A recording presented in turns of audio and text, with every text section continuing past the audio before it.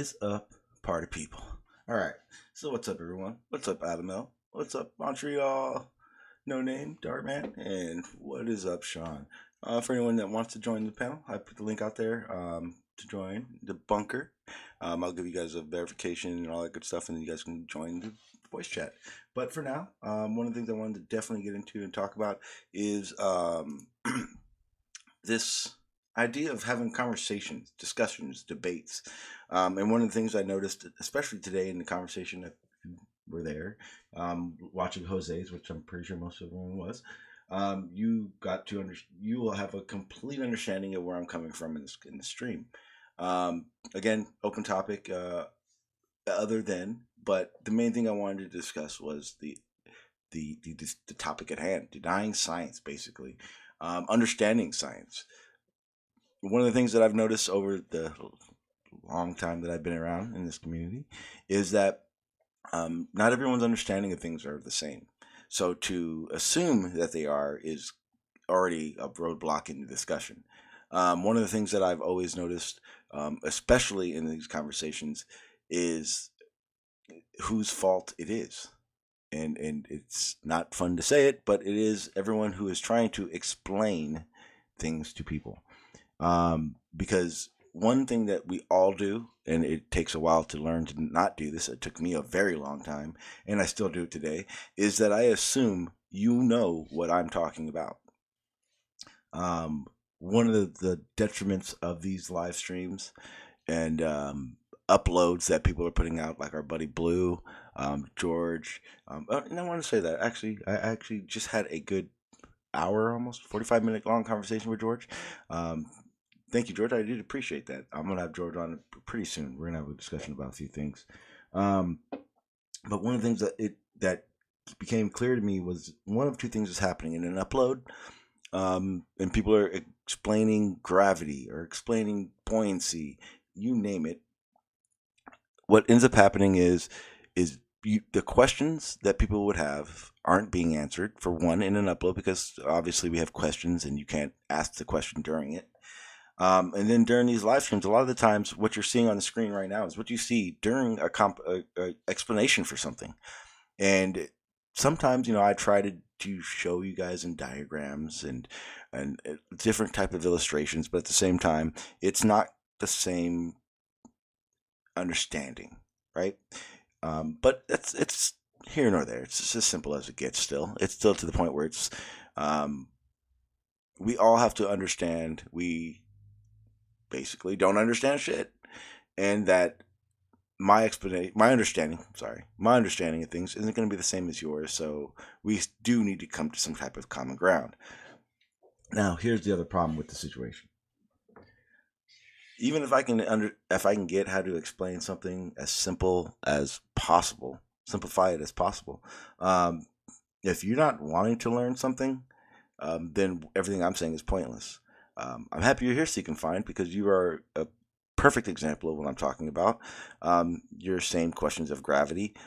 If you're not interested in learning what gravity does and what the effects are of it, then you have no leg to stand on to tell me it is not gravity. You have to understand gravity first. That's just the way it is to it. Otherwise, you don't know what you're talking about, which makes you a pseudoscience warrior. See how that works? But like I said, it's one of those things. Yeah, no worries, Sean. How you doing, sir? What's up, no name? But yeah, it's one of those things that it's very confusing to me how you can, how do you say it? How people deny science. That's all it really is, without understanding the science that they're denying. And that's the gist of what I wanted to do on this live stream. One of the conversations that they were having was ways we know things are going on and how you get to those conclusions. Whether or not you guys want to join or not, it's just as easy because I can still do it this way. Actually, it's kind of easier. Go pull up what I wanted to. We'll go from there.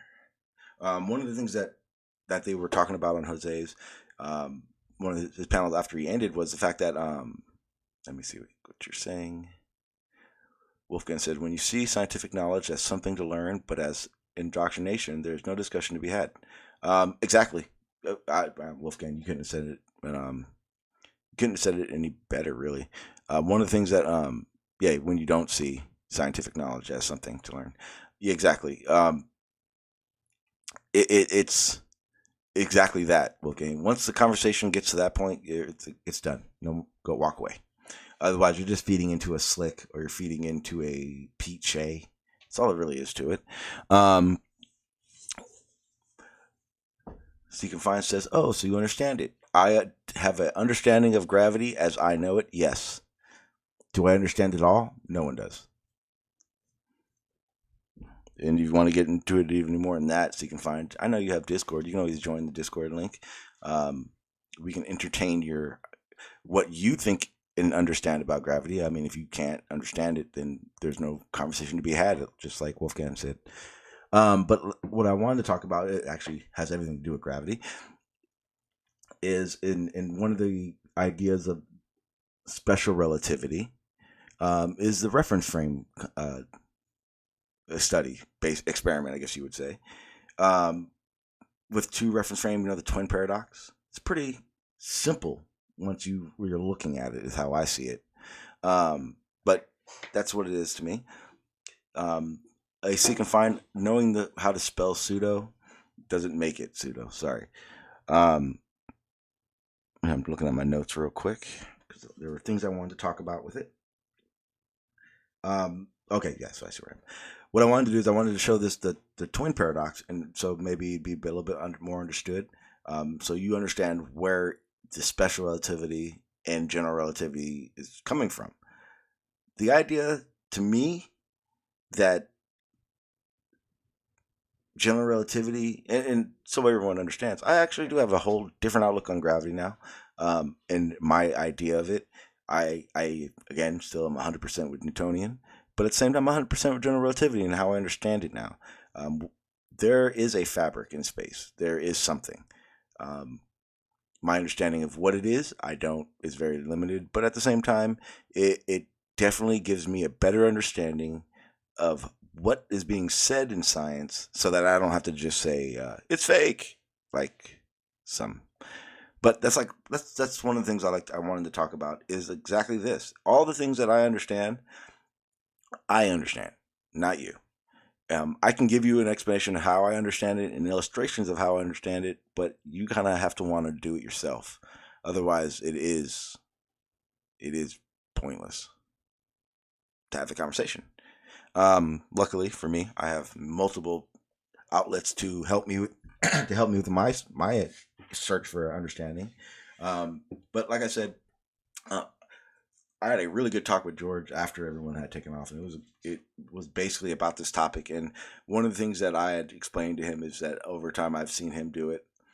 Is the idea of when he's explaining things, he explains it how he understands it, and most people do. But at the same time, you have to understand who you're talking to. Their understanding isn't the same, and you have to simplify, or as the title says, science for dummies. That's how I learned a lot of this stuff. Asking questions, asking for explanations to be simplified, you name it, that's how I had to do it. So one of the things I wanted to talk about today is like I said, is showing you guys these things, making the explanations that are given easier to understand, and vice versa. If you have an explanation for how these science, the examples in science that we're given are wrong, you're more than welcome to come on, and I'll try to illustrate it as you tell me. But at the same time, it's got to make sense. It's got to make scientific sense. You may deny science, which is complete pseudo, so you can find, but it's literally pointless to come on and go and think that's going to ever give you a legitimate back to your claims. So you can find, says there's a fabric. We don't know what it is, but it's definitely not either. Okay, it's definitely not ether, I think you're trying to say. Well, yeah, because the luminescent ether that is explained, that you guys all consider to be there, is not there. It was actually tested. A thing called Aries failure. You should check it out. Also, one of the things that made it very clear is that I think it was probably about two streams ago. I think it was Barney was there or something like that. All right, hang on, let me see. Hey, what's up, Hannah? Let's see if it works. It's making sure all this stuff works. Hang on. There we go. Afternoon. Yep. Did you hear what the topic was for today?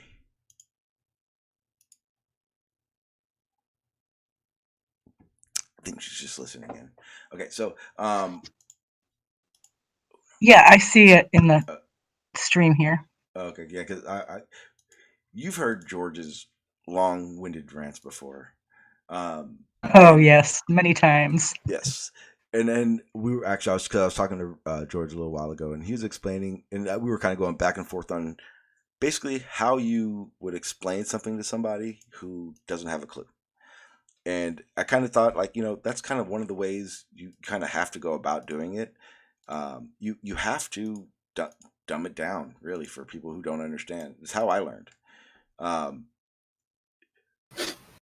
I personally see George getting a lot better at it, whereas would look at like a Rumpus who is getting terrible at it. You see what I'm saying? So Yeah. yeah, so that's kind of where the topic at hand is. I was gonna start going into like time dilation and all that stuff, but I'm looking at my little illustration. And I gotta do some improvements to it first, so we can definitely take this topic anywhere, anywhere you guys want. Um, but yeah, it's.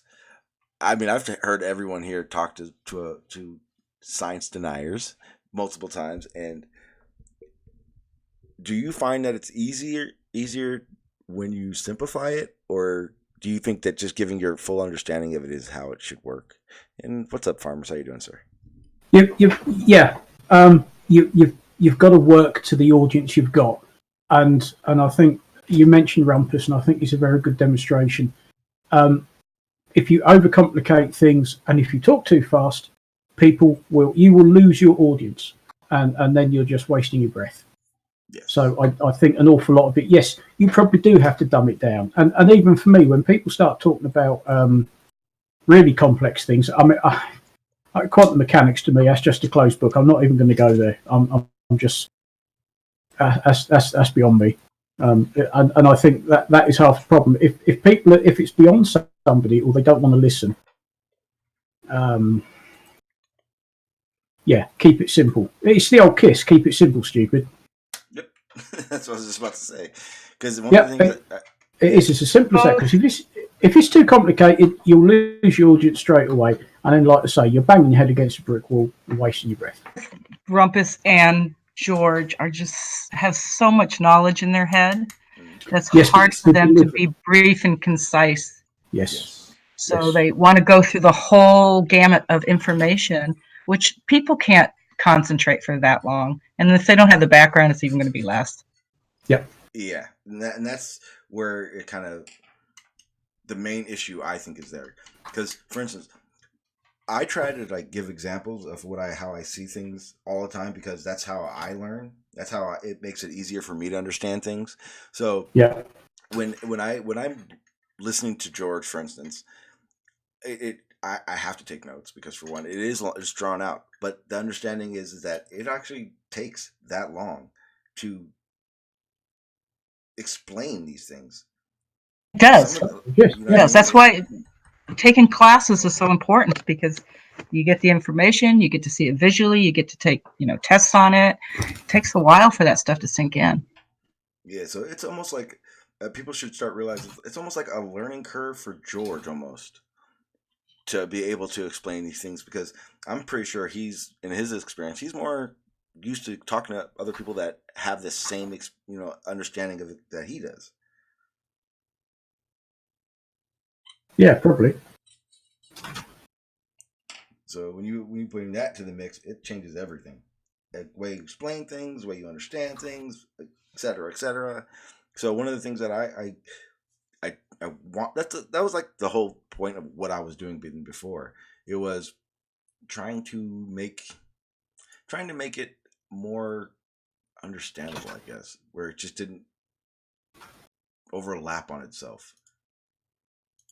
If that makes any sense. Something I would like to think is, are we here to educate them or are we here to discuss these things? That's a big point Well, too. I'd like to think we're educating them, or trying to. Well, we're all having discussions about it, whereas they need to be learning it. I need to be learning it. Everyone, you know. But are they qualified to criticize the model when they don't understand it well enough to begin with? So Absolutely should not. we have to educate them first so they can criticize it well enough so it makes sense and then debunk it after all that? You'd get more respect out of your claims. I know that. Everyone, anyone who has a claim, their claim would be respected more if they made it clear. First of all, I have a full understanding of how this system works, and this is where it's wrong. I think if anyone did that, no one could say shit. Not one person. You would be able to shut a rumpus up. Yeah, think about that. Think about that, people. Yeah, that's going to take a lot of education. And if they were that education, they wouldn't be bothering with these concepts the way they're going about it in the first place. Oh yeah, it would definitely be different. It would change so much. The whole conversation would be different. To the point where we wouldn't be talking about these alternative shapes. It would literally be about the science that is being that's the craziest thing.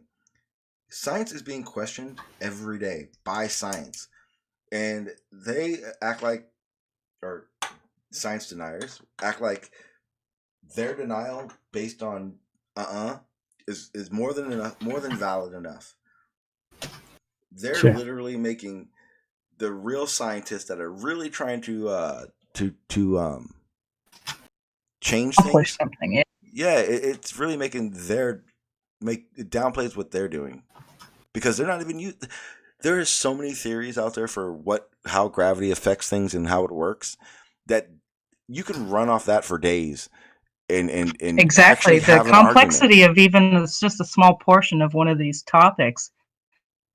And that's what they don't understand. They're trying to simplify something that's so complex, and you just can't just pull a piece and then extrapolate to the whole.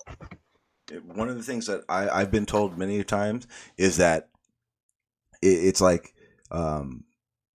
you ask these questions, you deny it without the understanding of it, but you would think full-heartedly, like, to be a truther, to be someone who wants the truth about things, that you would want the understanding of it first. You would want whatever avenue of truth, but to deny it all without understanding is full-heartedly against what dishonest truth seeking is. Yeah, it's very well. It depends which truth you want. Do you want the truth or do you want their truth? I have my truth and I want to verify it. Because you see, the problem is they've already arrived at what they think is the truth. Many are just looking for confirmation bias. That's what they're actually looking for. They're not looking for the truth. They want somebody to tell them that what they already believe in is true. Well, that's pulverizing. That's just trying to read their mind as though they were intentionally dishonest, and they don't necessarily have to be. Like, I didn't say everybody, but a lot of people do that. Barney, we do it ourselves. I mean, it's probably we do. Yes. I do it. Yes. Right? I'll do it. It's a matter of what's intuitive to you, what makes sense to you. You cannot say that something makes sense without it making sense to you. And I can sympathize with that with a lot of people, right? Some of these truths, quote unquote truths, some of these things which were shown to be necessary and are evidenced and cannot be avoided, are very unintuitive, are very hard to get at just by looking at the conclusion. And like, when you look at the conclusion, you go, whoa, how the fuck did they get to that? That does not connect to my perception of reality at all. Right. And, you got to understand, it's also a part of who they are. It's part of their identity, a lot of the stuff that they believe. So, a lot of us emotionally divorce ourselves from the topics that we're talking about, but for some people, it's the part of who they are. That's where that, quote unquote, religion comes into it. I know, but not all of them are religious. Oh, true. But a good number are, Barney. A good number of flat Yes, earthers agreed. are. And a religion is a powerful motivator for flat Earth, right? The Bible says it's so, and the Bible is right. But the Bible says a lot of things. Right. But after years of speaking with creationists, because you were there too, that it's very difficult to get them to see the process of evolution tied to it, to their story. I don't understand. That probably the biggest question I have in that whole argument. Why the hell is evolution so frowned upon when it would? I'm sorry, I would use evolution as a creator argument more than I would use it against it. Because it contradicts a certain narrative. Right. Does it? It doesn't disprove a creator God. It disproves their creator God. And the stories like Genesis. If you're a biblical literalist and you say that Genesis literally says that God created it in this sequence in 6 days and in this manner, then evolution disproves that statement. Right. And as a theist, and I was a theist at some point, I was a Catholic, right? My resolution was simply that there are two records of reality. One record is the Holy Scripture, and the other record is reality itself. One is written by man as inspired by God, and it sets out to teach certain things, and in those things it is infallible, right? That's the William Lane Craig form of infallibility. He kind of says it like, the Bible is true and infallible in what it sets out to teach. It doesn't set out to teach science. It doesn't set out to teach biology or chemistry or physics. It sets out to teach spirituality and morality and even the Catholics didn't shun science, though. Matter of fact, they promoted it. A lot of the universities were Catholic-based. Well, it's not a monolith, right? A lot of science that we have actually does come from church. Comes from people who had enough time on their hands and the motivation to look out into the universe and in awe of the God that they believed in, with reverence and as a form of praise, seek out what was it that God did? How did God do it? How does this God's creation work? And a lot of science and a lot of stuff that they deny, including the Big Bang and I don't know, and evolution itself and the basis of biology and the basis of chemistry were done by priests who had enough time to sit in the monastery and dedicate their lives to researching this one little thing because they didn't have to work for a living. Yeah, Giordano Bruno is a good example of how Catholics promoted science. And that's the other side, where you have the infrastructure of the church, which fights for their authority to be able to mandate what the truth is and to interpret science from scripture, saying, no, you don't get to contradict scripture. If you're Giordano Bruno, we're going to burn you if you contradict what we're saying. It's not what the Bible is saying. You're contradicting what we're saying, and we are the church fathers, therefore you will burn. Same thing with Galileo, right?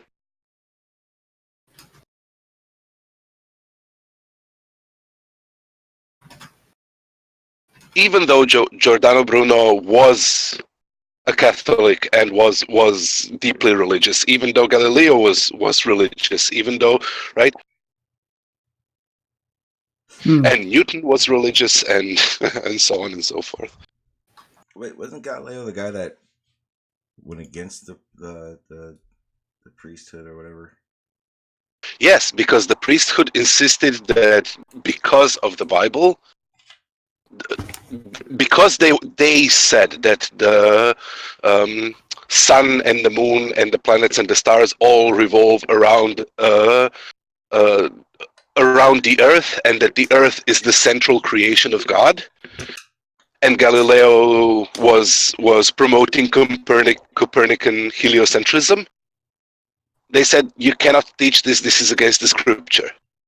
And like, there's this whole thing where he was actually allowed to write the book that he was later condemned for, under the auspices of write it as a dialogue. Write it as a dialogue of all the pros and all the cons. And he took all the cons and he wrote it as a dialogue between two people, one of which was strongly pro-heliocentric and one of which was strongly pro-geocentric. And he very obviously made the geocentric guy be a caricature of a certain cardinal, or maybe it was even the Pope, right? And the arguments that they were giving, and made a much stronger case for the heliocentric, and that's what he was ultimately condemned for. Not for saying that it's heliocentric, but for making fun of the cardinal. Right? So, okay, we've played along, like, to some extent, I'm not exactly sure, but to some extent, the church even paid for him writing that book. Like, he was sponsored by the church. He cooperated with them. He played the politics of the church, and the church played politics with him. And then he overstepped his boundaries and insulted somebody who was powerful enough to shut him down. It has, like, a lot of it is not even about what was being said of. Doesn't that? Well, he claimed geocentrism. Well, Yeah, a similar. Go ahead, Mr. Logo. A similar thing happened with Goethe and his novel Faust. He also, in that's a play, just like Shakespeare or something. And in that play, he the protagonist negotiates people say a pact with the devil, but he could not have written it as that, because he wrote it in end of 1700, early 1800s. And so he wrote it as he was betting with the devil, not as a pact, because the influence of the church was still very strong, and he could not have written it as a and with a signature. They are signing with, but it's he says that he bets or something, but it's not a pact.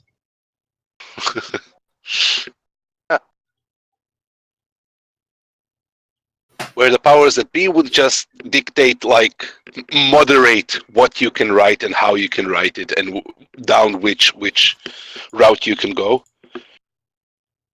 Yeah, and you had to stick to that. Yeah. But so that's the other side of the coin, and those two sides of the coin of the church have both promoted and denied science greatly. Wouldn't that whole time be a good argument for why creationists don't agree with science? I mean, wait, it didn't just come out right. The fact that see, I don't know how to explain it. What made it okay for the what made it okay for the church to say this is how it is? What made it okay for what? Like for the church to say how everything worked. How do they come to that conclusion in the first place, or is it just what the Bible said? Because the church was the biggest political power available. As a political power, it was greater than any individual king or ruler, or right? Because the church was the one who yeah. That was a ruling class. Okay, but Isn't that kind of saying like, well, our government's the biggest government there is now, so they can say what science is? Isn't that the same thing? Well, The no, at whole that time, the whole design of the modern democratic government is to create a class of governors, not a class of rulers, right? Okay. Yeah.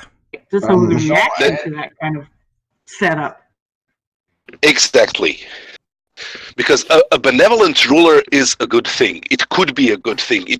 He is very powerful and he has the autonomy and the authority to move and act in accordance with what is required. However, there is no protection against him. An autonomous ruler Jean, at that time, the church had more influence than any government. It even went that far that maybe you know the story with Canossa. Okay, I see what you're saying. Okay, it was. You know Canossa? No. I just mean I understand what you're saying when it comes to being more powerful than our government now and how it's not the same.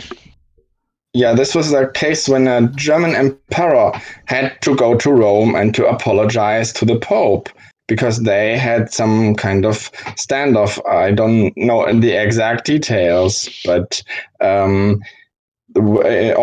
the Pope was always capable of threatening and to excommunicate even the emperor. And in the end, the emperor lost and had to go through the snow and to Rome and or to a castle wherever and to apologize to the Pope. And the Pope almost did not let him in. Some other people then said, "Yeah, let that poor guy in." So the Pope was somehow demonstrating his powers there.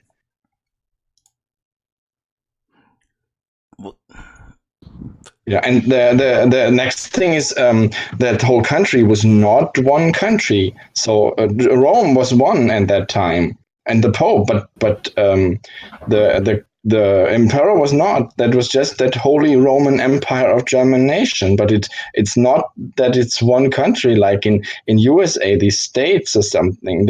That so-called union, what you have in America, did not exist at the time in Central Europe.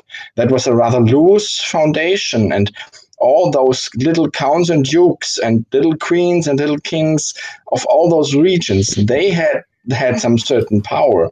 But that makes the whole thing rather weak, a rather weak construct.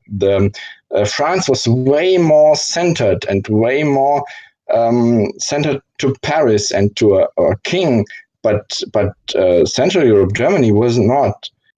And that causes a certain weakness, and that also makes the Pope's position stronger, I think. And that was the reason why Canossa could happen. At what point in time was science? So obviously we have endless outlets to understand what science is trying to tell us now. When did science become for the people? I mean, how do you say it? How long has it been that we've actually had the ability to find out what's going on ourselves? So there is no single incident. There is a large shift towards that in the Enlightenment era. Yeah, when the church lost power, then science emerged. The Council of Trent is a good thing to look into, Sean. Council of Trent? Yeah, they were the people that decided that the Bible could only be interpreted by bishops and certain priests. The moment someone else interpreted it, that was against the law. Isn't that the time like that John Smith started that whole religion? And no, that was only 200 odd years ago. But this was before that. Or read aloud. So this was when Luther started the Protestant movement. Yeah, the in Reformation. Yeah, in principle, Luther was very much a daredevil because he was putting himself at a great risk, and he did not want to split the church. He wanted to reform it. And this was a big. He dared. He was putting a lot at stake, I think. Yeah, he was a courageous man, and well, he caused that, so to a certain degree. I think that the church was divided then, and then there all these conflicts followed, all these religious conflicts, which ended in 1555 with the cuius, and they said cuius regio eius religio, which means the one who owns the region can dictate which religion that region has. And yeah, so that is the one of the starting points. And then the Age of Enlightenment. Yeah, so it's always the when religions are brought down and are ridiculated and are split, then science can emerge. When religion has a hold on a region, then that turns out in a bad way for science.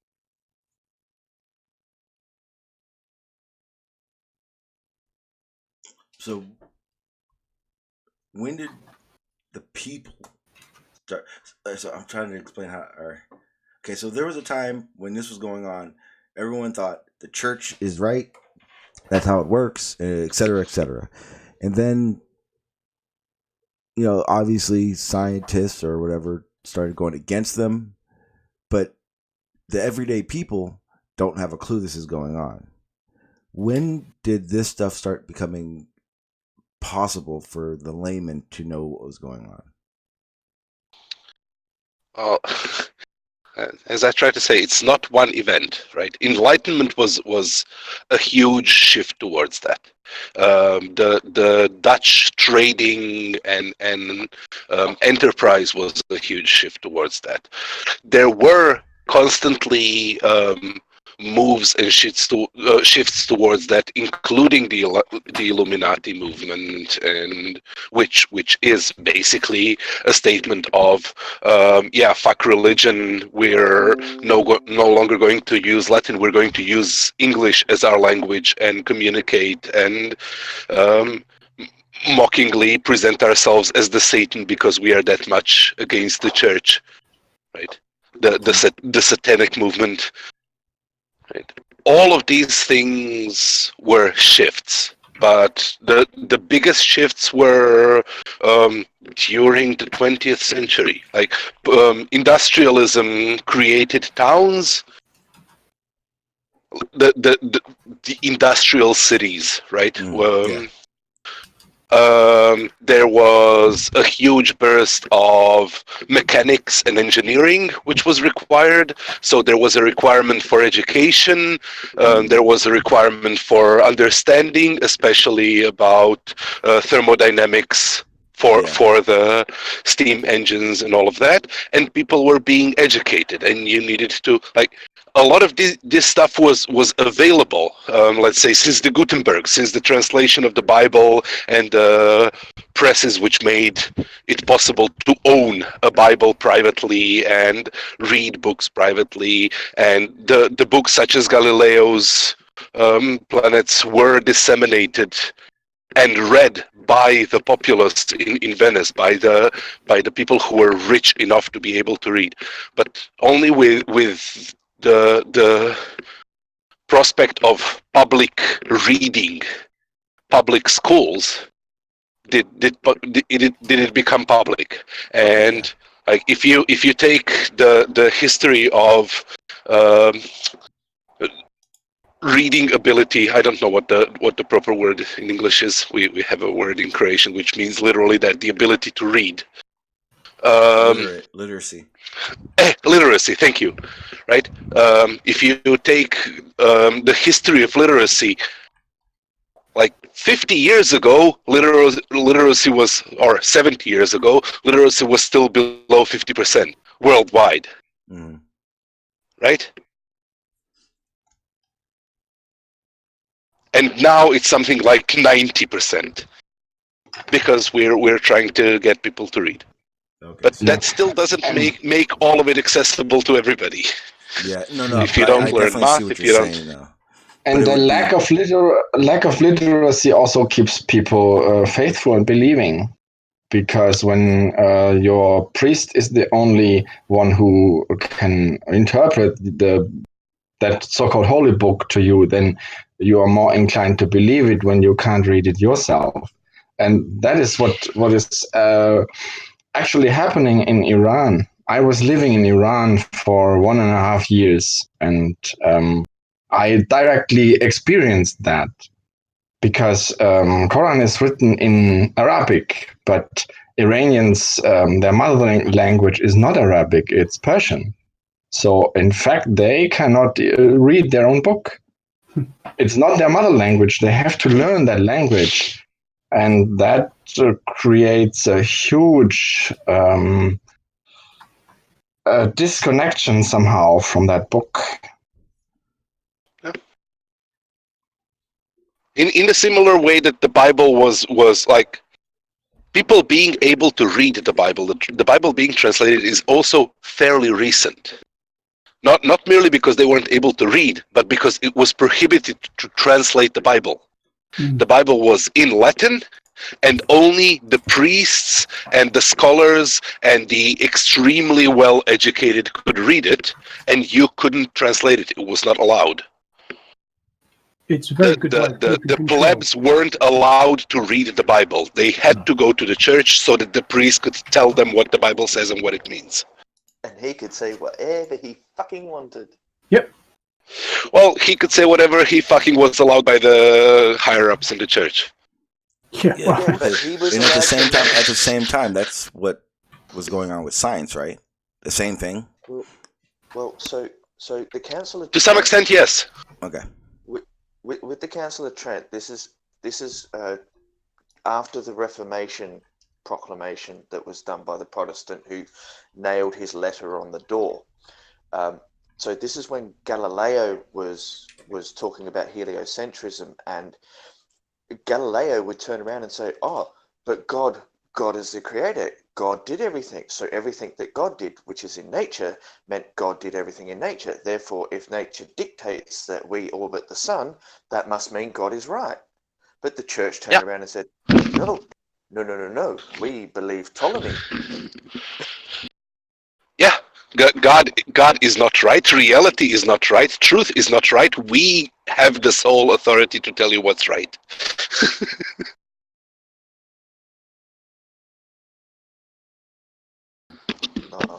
Sean's gone to be God. Right. No, the Council of Trent is a great read. Like the list of anathemas, when you look at them from the perspective of, hey, Protestantism just appeared, and then you go through the list of what all they decided were anathemas. What was it that made you a non-Catholic? Right. Yeah, it's clearly just a rebuke of the Protestant. It is literally a statement of "fuck you." The Catholic Church is the only church. We are the only one who get to decide what truth is. Yeah, it's like we want the same religion, but we don't want to be called Catholic. But you can't be that because we are the Catholic Church. The word Catholic literally means everybody. It was supposed to be the church for everybody, for all Christians. And with the Council of Trent, it stopped being for everybody, suddenly. Yeah, it started being all about having pretty robes and fancy hats.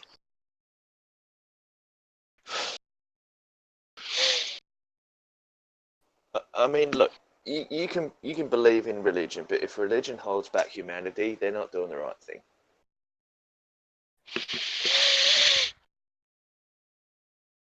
And I am a positive atheist, but I see no objection to the Galilean view.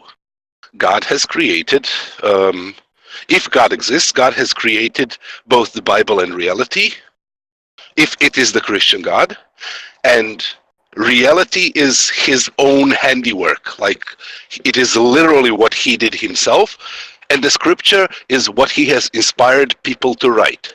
So if the scripture is wrong about reality, then reality takes precedence. Yeah, that's what Galileo said. He said, look, if what people observe and what people see is not what is written in the scripture, which one is right?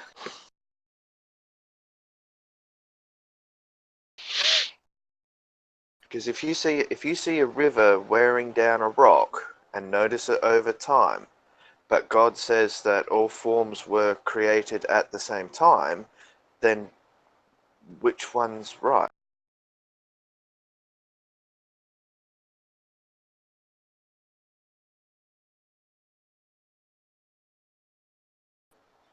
Was it God or the scripture that made the water run past the rock to wear it down to a smooth rock? Or was it just nature?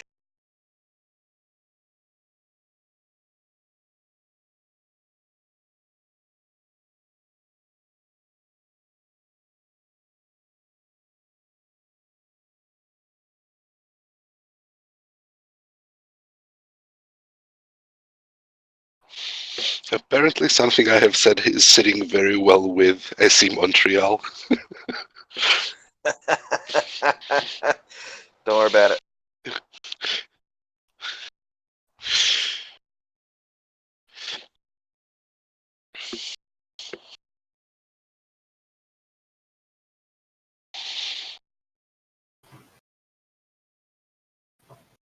Oh, thanks, Sean. Yeah, man, I had to get my food. I'm hungry. Yeah, but you didn't tell us that you were going to be gone for so freaking long. Gone for so long. I was gone for a minute and a half. Actually, it was about 3 minutes, mate. I'm so sorry you guys can't talk for 3 minutes. Well, I had to put up with Barney. Oh, I'm sorry. What did he? Nah, what did he? alright. What did he devil advocate this time? Oh, no. No, but Barney and I actually talked about something agreeable. The Council of Trent and the role of the Catholic Church. Oh, I don't know anything about religion, so which is one of the other reasons That's I okay. was just fine mutant. I like that. The same problem keeps recurring over and over and over again, right? Somebody with good intentions and some level of sincerity and purity of heart sets something up, something that they believe would be good. It has been done with the Library of Alexandria. It has been done by Greek philosophers. It has been done by the early Christian fathers, right? Same thing. It was done with some level of purity of heart. And then, with enough time, it either fails on its own and disappears, or it becomes glorified to the extent that it becomes a symbol of power of its own, right? With the Library of Alexandria, it was first formed to accumulate all knowledge, to accumulate all writings. Alexander gave the law that every ship that entered Alexandria would be searched and all the books confiscated, transcribed, and then returned. Right? Everything that you have written, we will take another piece of paper and write it down word for word, and then you can have your books back. That's how the Library of Alexandria started. But how much was lost in that? All of the knowledge of the ancient world. But the point is that a century later, it was such a prominent place of knowledge and of status that librarians were no longer the people who were philosophers and had scientific interest and who were searching for knowledge, but it was a status symbol. So generals started being proclaimed as the librarians of the Library of Alexandria, right? The directors and right? If you did a political favor to the local ruler, he would reward you by giving you a title and the job in the Library of Alexandria. And then people stopped doing what it was meant to do, and it fell apart. And the same thing happened to the church, and there is a constant kind of cycle of disrepair and repair in academia, in the scientific community, of the same thing, where you will get a university. That university will become so well known for its research and its study and its progress that suddenly it will become a status symbol to be at that university, an alumni of that university. And then you have very rich, influential people using their influence and using their money to get their kids in there and get them a degree, and you just kind of get a diminishment in outputs. You can see this with MIT, with Harvard, with Oxford, with like the big centers. Wasn't that why they supposedly they stepped up the scholarship fundings and all that stuff to get more, actual smart? I hate to say it that way, but actual smart kids in. But that's not the first time it's happened, and it gets reformed. And like even in Newton's time, there was a slight reformation of the academia before that, which adopted the slogan of nullum in verbum. There is nothing in the word. Don't take anybody's word for it, right? Don't believe the word. If there is some truth to the matter, the truth is in the evidence, not in the claim, not in the assertion. Okay, I see. Jumping back topic for a second, Barney, isn't it interesting that with the Council of Trent, the Catholics found a way to take what could have been the greatest unifying of the Christian faith, and then they just blew it all apart? Yeah.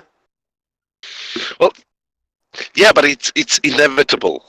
Like that's True. For me that's kind of the ultimate convincing bit that religion is not truth, because when you look at it, it just branches indefinitely, because every claim that it has is unverifiable on its own except by the authority of the person asserting it, which means that anybody at any point can rise up and give a different statement and say that they are the authority, and then gain that authority by the people who believe them. And then you have a split in the church, and you have two different lines. And when you look at all of the denominations of Christianity, that's how they were created. When you look at all of the denominations of Judaism, including Christianity and including Islam, that's how they were created. Somebody stepped up and said, I am the prophet that will reform this church, this religion. Martin Luther, same thing, right? John Smith, same thing.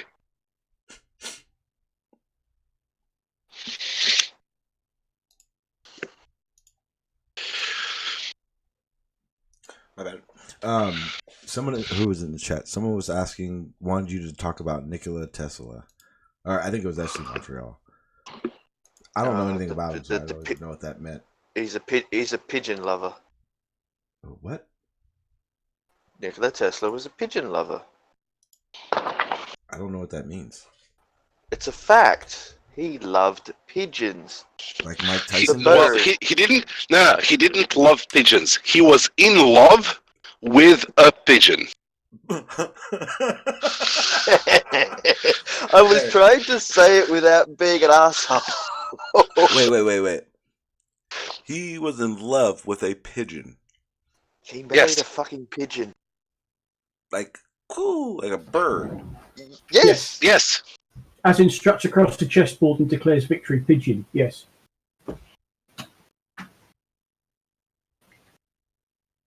What the fuck? Right. He fell in love with a dove. But somehow they will slag off Einstein. Yeah, I'm starting something's becoming very clear here. To be a scientist, you gotta be crazy. Yes. Yeah, but the thing is, you don't follow the craziest one. You don't follow them into their craziness, right? No. So we've had this discussion on Discord, right? When you look at when you look at Newton, right? Newton is famous for his equations of motion, his description of gravity, his description of forces. He's famous for calculus, right? But he was also for the laws of optics, yeah. But he was also a mystic alchemist who delved into like literal mysticism and was trying to summon spirits and was trying to transmute elements and was right. What is he famous for? Alchemist. Yeah. Wow, really? Oh yeah. Yes.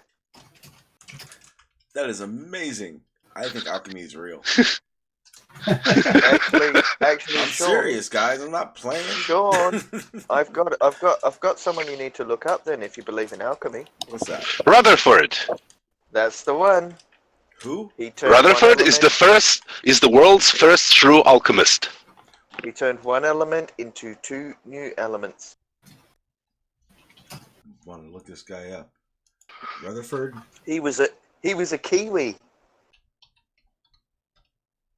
Yes. Alchemy is nothing strange or odd in today's world. Every nuclear plant, every nuclear submarine ship, blah, blah, blah, is doing alchemy. Every particle accelerator is doing alchemy. The alchemy, Barney. Yeah, but alchemists specifically only transmutation. Look. Yeah, you can make gold in a particle accelerator. Yeah. Yeah, but we probably shouldn't call it alchemy though. It's transmutation, nuclear alchemy. That's a form of alchemy. Thank you. Yeah, it's nuclear transmutation, literally. Yeah, that is what alchemy is. Is changing the basic nucleus of the material into another one. Well, you guys have seen. Well, I don't mean to be a right? stickler or anything. Alchemy is just. But George, you are. It's the implication that you're accomplishing such through chemical means rather than nuclear. Quite literally converting lead into gold. Yeah. Well, I'm not sure if you guys have seen Full Metal Alchemist, but that's how I know it's real. Full Metal Alchemist? Yeah, that's how I know it's real. Cartoon, bro. Shut up, bro. It's an awesome cartoon. That's my whatever Bible, you can say about it. It's an awesome cartoon. Fuck yeah. Has great philosophy in it though. I've watched both versions. I can turn lead into gold too. I just take the lead, sell it, and buy some new gold. We call that economy. It's a lot easier. Much easier. I didn't know. Wait. I'm confused. So the guy, because I'm looking at the Rutherford guy. Did he perform alchemy, or did he just do what it does? Sean, just say that you're confused. I am. Rutherford shot protons into gold foil to determine that most of the atom was concentrated in the nucleus. Nothing. Wasn't that Bohr? I'm seeing it. Oh, that was Rutherford. That wasn't Rutherford. That was Bohr. No. Rutherford says he performed Rutherford was the one that shot protons into gold foil and found that some of the protons bounced back at him, which surprised the hell out of him. Yeah. The quote is something like, "It's imagine as if you were firing a cannon at a napkin, at a paper tissue, and the cannon shell rebounded and shot back at you."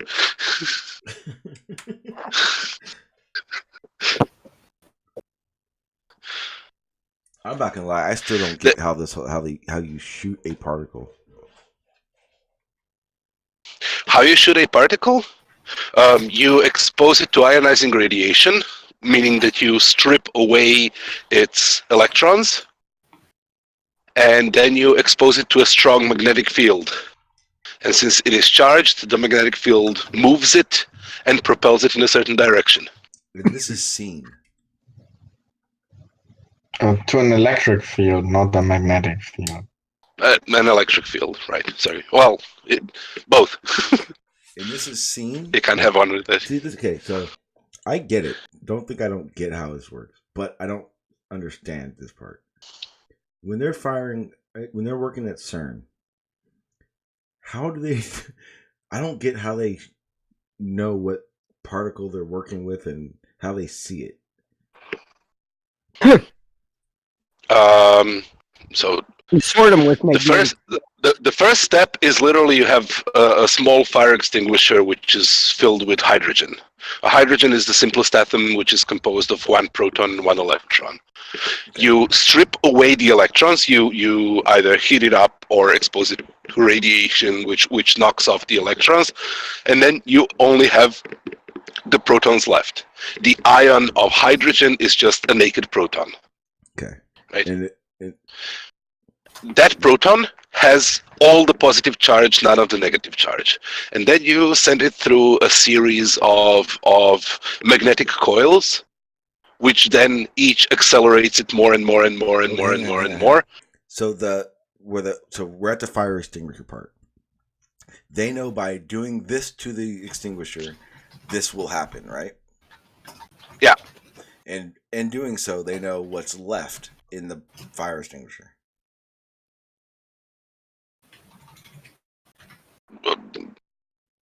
Yes, in a sense. Yeah. I get it. I just try to simplify for me.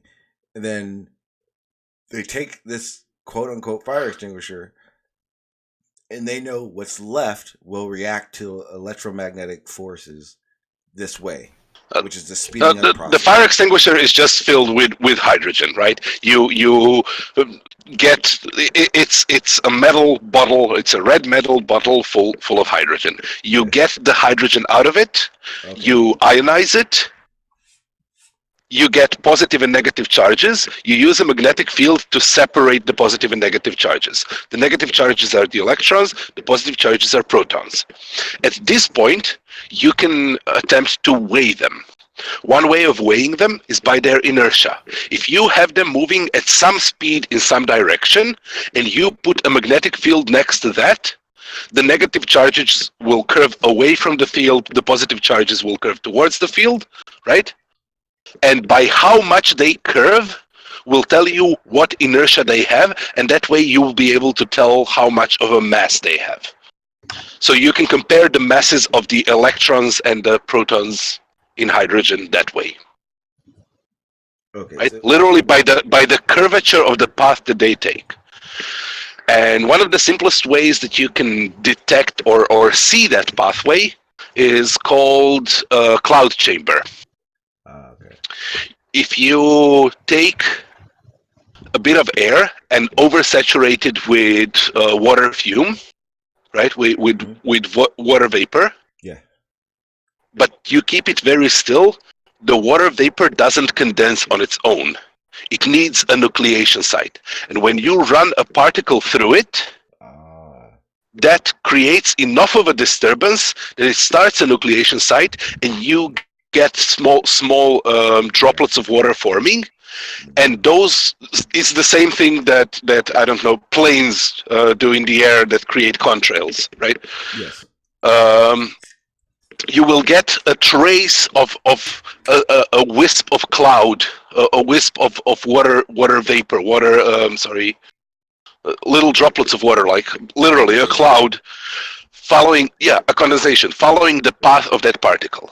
Now, if you take a magnet and put it next to it, you can see which particles deflect from the magnet and which deflect towards it. And you can discern the positive from the negative. By how much they deflect, by which path they take, you can then tell how massive they are, and thus you can discern this particle from that particle.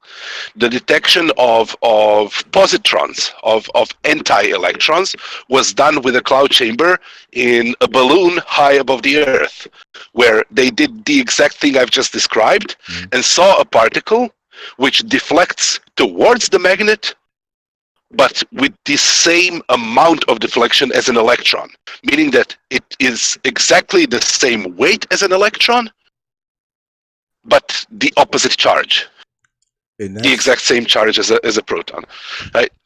So that's there are many ways in which you can discern and find out individual properties of these things.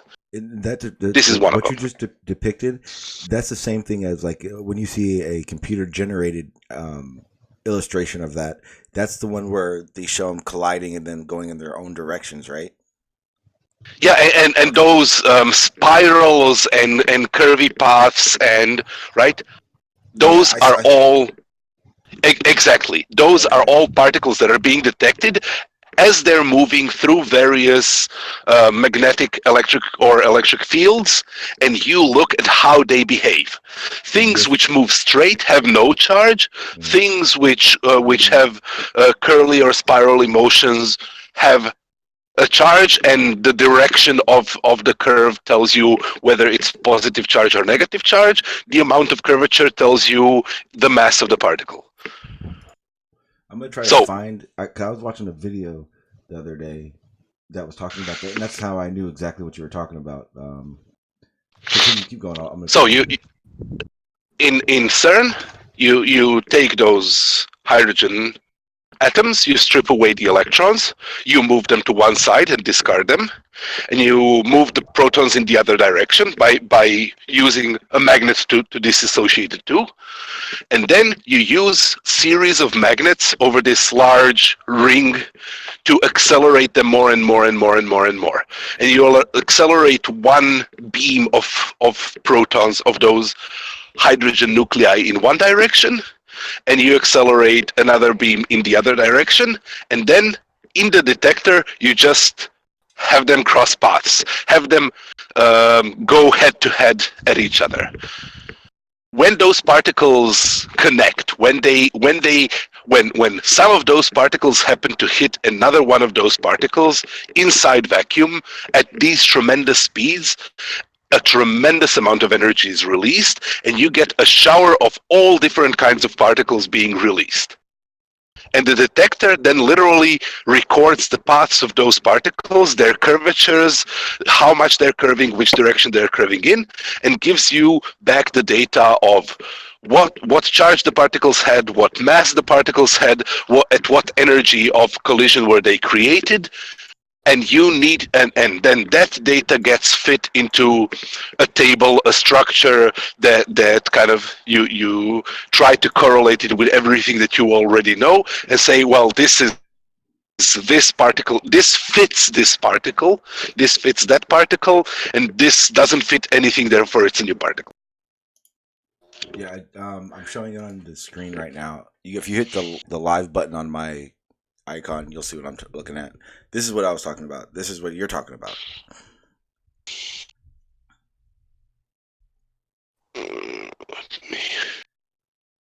This is more so illustration so people know exactly what you mean with the curve paths, the straight paths. I'm on my phone, so I don't see anything. Okay. You may have to. I'm just showing. You know what I was talking about, the digital or computer generated model that would show what you're discussing is what I'm showing. Yeah, I see it on the stream. Yes, that's precisely it. Right.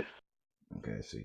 Yeah, now I got a much better understanding of what you're saying. And in a sense, I'm going to try to find the other illustration of it, but they also show this is like the digital version of it. And what I said I saw what you were saying about like the contrail, basically, I guess the best way to say it, version of it with it looks like a X-rays almost like, right? It's the particle interaction trail. Yes. Yes,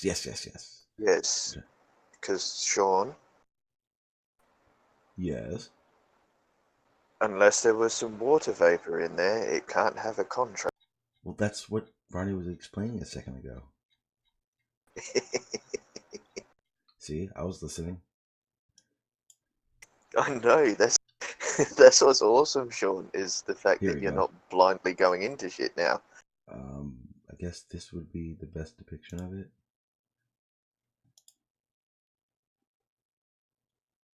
I'm wondering if Brian has any jokes for us today. This would be one, right? Me jokes? No, dude. I'm completely out today. Thank God.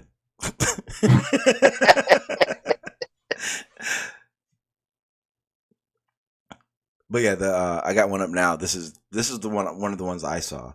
This is where they use the water vapors to see the trails. Yeah, that's the spooky action. Mm-hmm. This is the one that made me go, oh, okay. I'm now seeing. It made me realize what they're looking at and how they come to. So each one of these lines that go off and swirl around to itself are, don't say it, the negative charges, right? Negative charge particles. And the straight ones are the positive? Well, what does the picture say? I don't know. That's why I'm asking. Asshole.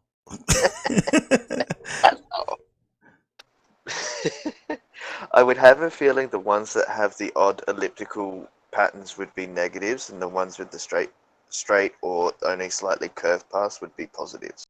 See, I was correct. I'm learning.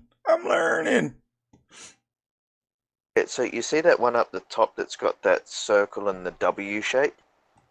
I need to get my cursor over there. Top left. Okay, right here. Yeah, I see it. Yeah, that's a negative interaction. And that's because we see from the point of start, they're going in different directions, right? Yeah. So if we could follow each one of these and see where a reaction happens with a negative particle and a positive. Yes. Awesome. The way that works, Sean, is in that photograph that you have from a bubble chamber, is the magnetic field would be perpendicular to the page. Okay. Be going up and down through the page, what we call the Z direction. Okay. And the forces that charged particles feel or experience when they're traveling through a magnetic field is called the Lorentz force. And that's, you can determine which direction the force is using what we call the right-hand rule. If you take your index finger and point it in the direction of positive current flow, and you take your middle finger and point it in the direction of the magnetic field, and do what we call cross product. That is, if you rotate the index finger in towards the middle finger, then the thumb points in the direction of the Lorentz force. So if both, say, a positive and negative charge are traveling in the same direction, the positive charge to a current flow in the direction of the positive charge, whereas for a negative charge, the current flow is in the direction opposite to its direction. And so if you have a positive current or a positive charge, say, moving from the bottom of the screen to the top of the screen, and the magnetic field is pointing up through the screen, you do your cross product, your thumb points to the right. So then the particle will tend to curve in a clockwise motion as you see it spiraling inward. So that would tell you you have a positive charge, what might be a proton or something. Yeah, in other words, both the negative and the positive will curve and spiral. Okay. They will just curve and spiral. One will curve clockwise, the other anti-clockwise, depending on the direction of the magnetic field. And like you were saying, the magnetic field is from the top and the bottom of this illustration, of this picture. I would be coming through the page at you, would be the magnetic field. It's perpendicular to the page Okay, I'm sorry. or to your screen. So this is actually laying down then. Yeah, I guess you could think of it that way. Fair enough. I know I'm confusing the fuck out of it right now. Well, let's look at it this way. So look at the screen going from left to right. You'll see the ones that curve down and around. They're the ones going in the clockwise direction. So that would make your positives. The ones that are going above that center line is your negatives, and that's why they're a bit more erratic. Okay, I see. And the straight lines are the uncharged particles or the neutral particles. The particle's not affected by the electromagnetic field. Yes. Okay. And those are the ones that they want. No, they want all of them. Well, they want the one that they're looking for. But I mean, doesn't the one that they're looking for, wouldn't it give a consistent? Wouldn't it consistently do? Or let me make it. What we're looking at now is one of 100 of times they've done this, and they're looking for the consistent particles, correct? The particles that consistently do the same. They're also looking for new particles. They're also looking for particles which can be inferred, right? When you look at these paths, there are places where there is no path, and then suddenly there's two more paths. Somewhere away from the event. Now, when you add up those two new paths that were created, you can get the mass or the energy or the properties of that thing which was not detected by the detector. Right? Okay, so the lines that are by themselves, so to speak, if that happens consistently, then that's when we found a new particle. See, yeah, that's one example of it. Yes. See happening here, Sean, is say start on the left edge in the middle of the left edge. Now you see a stream in the center there going straight out, and then about almost in the center of the screen, you see an event occurring. You see one spiral. You see two particles splitting. One's going in a spiral downward in a clockwise direction, and one is going upward in a counterclockwise direction. That tells you some decay event has happened there. And you can see them all along that line. As you go further, and you're almost to the top 2/3 of the right side of the image there, you see another one going, another event occurring where a negative particle is going up and spiraling around, anti-clockwise or counterclockwise. And then if you look in that mess below, you can also see kind of a spiral, a tighter spiral going around in the clockwise direction. Yeah. And the decaying part of it is when those particles can no longer travel. So there used to be a particle there that was undetected, that didn't interact with the environment in a detectable way, and that particle had a half-life. When it decayed, its decay products were detected, and they had measurable properties. From those measurable properties of charge and mass and momentum and you can then determine what was because there is conservation of charge. Charge cannot be created or destroyed. There is conservation of mass. There is conservation of energy, conservation of momentum. So that means that whatever that particle that we didn't detect was, it had these properties. Is this the whole at-rest mass argument and all that stuff? It's not that whole, but there is a part of it there. I'm jumping big time for that one. Okay, I see. See, what Barney is telling you here is, after observing many of these decay events in bubble chambers and stuff, you get to identify the properties of, say, electrons and protons, and you know what their paths are going to look like. Okay. And you can subtract those out of the image, so to speak, and look for something that does not coincide with what you're familiar with. And then that's indicating maybe some type of a new particle or whatever, because it's not fitting the signatures that we identify, say, with electrons, protons, neutrons. So they could essentially put a graph on this and run it through 100 times and put the graph back on it to distinguish between the new and the old, right? Yeah. Okay. So at CERN, I think that their rate of events is something like 10 million events per second. So we'd be looking at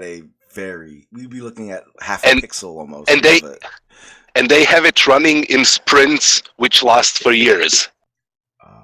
I mean, we got to remember that, we don't use humans looking at these photographs. We use computer imaging to separate everything out. Can be done. Basically, since we very accurately know the strength of the magnetic field and the electric field, since we very well know what the model that we're using to describe this is, you can simply use a computer and say, if you recognize this curve, you can tell me whether it's interesting or not. If you're just going to tell me everything that I already know, then I don't really care. You don't even need to store it, right? Just give me the interesting ones. So then that's a good way to put it. So that means that we are definitely restricted by our technology. We always are. We always are. Yeah. But in this case, I would actually say we're liberated by our technology. Yeah. No. I didn't mean suppressed by it or anything. It's a double-edged sword, is it not? Yeah, 100%. That's why I think that's more what I'm trying to say.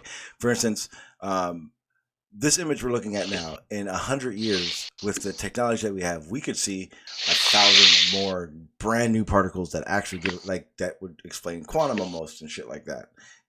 Hypothetically. So there was a very interesting phase in physics, which was during the 30s and the 40s, which was called the particle zoo. Right? When they were using this type of experiment to detect and identify new particles, and there was a quip by one of the scientists that said, this year's Nobel Prize should go to an experimental physicist who doesn't discover a new particle, because they were just popping out like. At some point they had 300 and something new particles, new elementary particles, right? Based on a few, only seeing it one or two times. Yeah.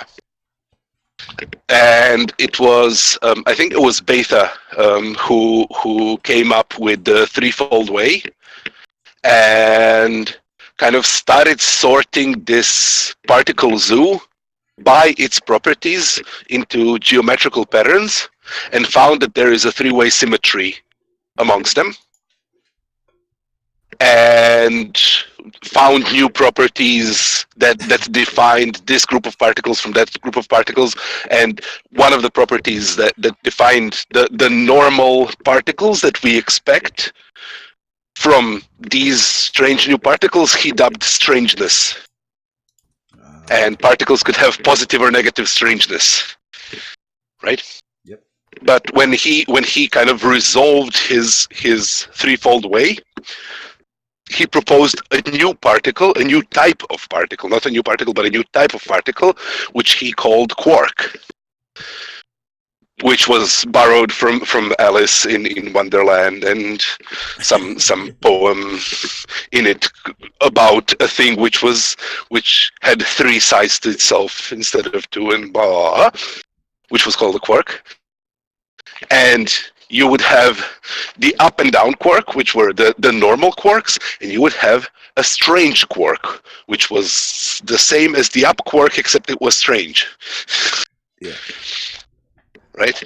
And then later on, the threefold way was with the discovery of more particles, and they made predictions like we should be able to find a particle called the omega particle, which had strangeness -3, which was just composed of three strange quarks together.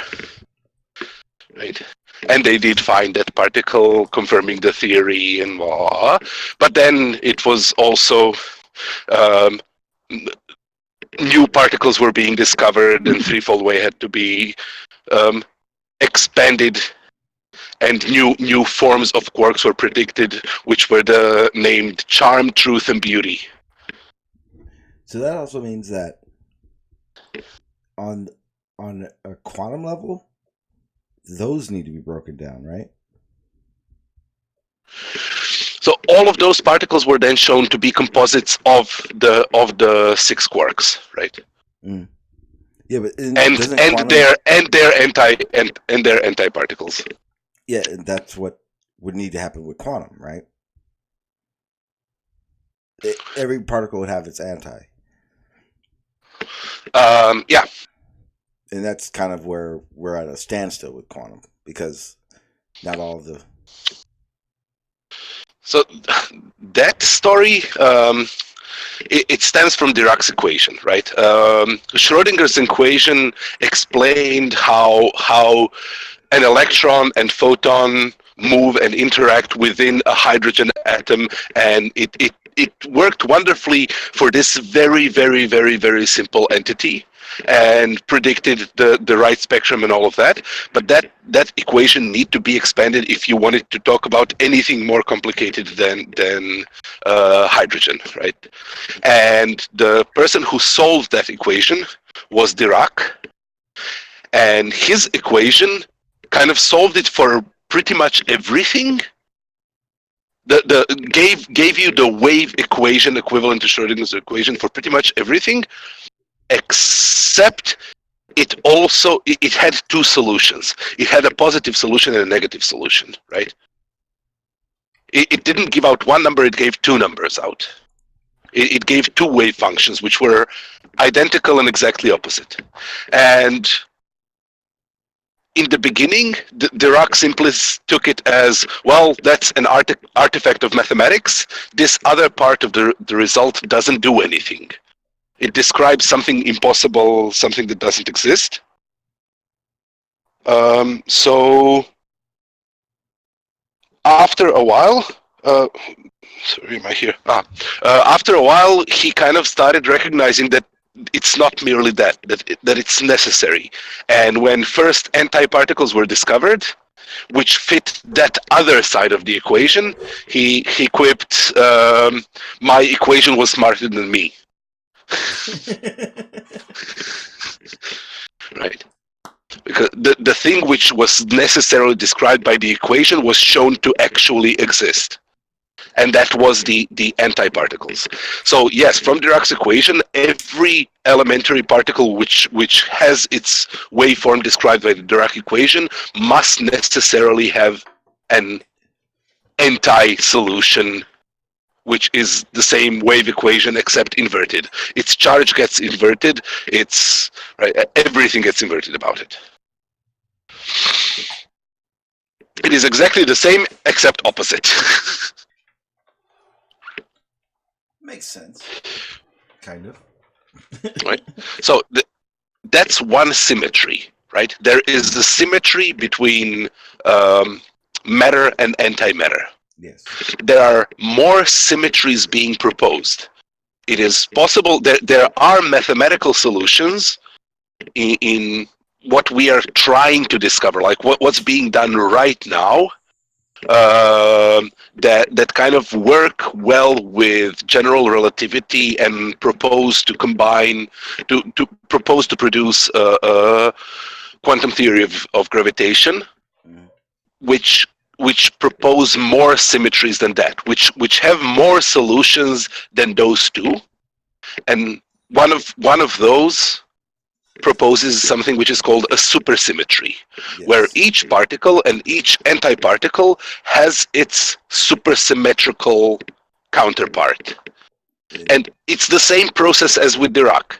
There is this equation which explains it and works with it, works well, and allows us to explain these things which we cannot explain previously, but it also demands some things to exist as well. Well, and that's also right? where the idea of the graviton starts coming into play.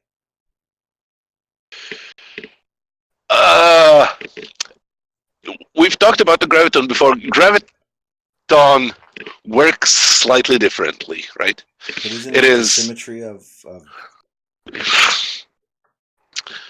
No, well, there is symmetry involved in it, but so we have discovered these particles, we have discovered these bosons, and for these bosons we have discovered these properties, and we have found a correlation, a natural law between this force and the tensor which describes it, and the symmetries which it contains, and the way that it is mathematically described, and the properties of the particle that carries it.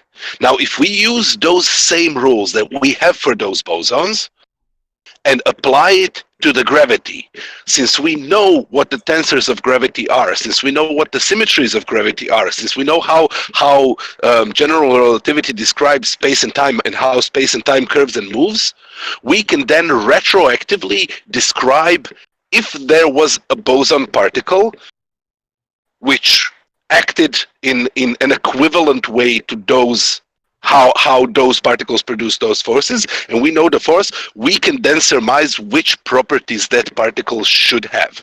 But those are all ifs, right? It is necessary from this theory. It is not, we predict that there is such a particle, but if we apply the same logic that worked for those things and kind of retroactively applied to this thing, then that particle would have these properties. Hey there, Bernie. I'm going to bug out of here, Sean. I was just reading that they've discovered a new class of particles in the Fe family. The counterpart to the boson is called the boso.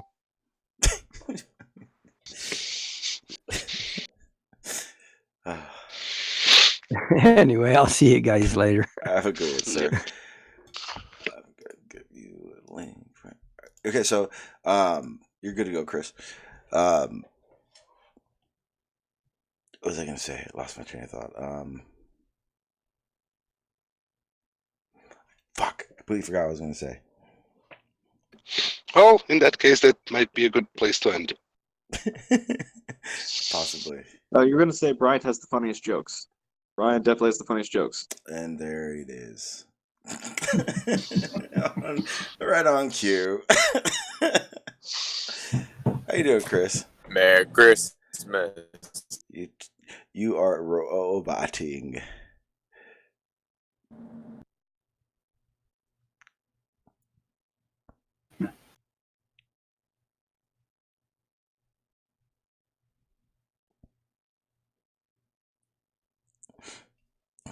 All right.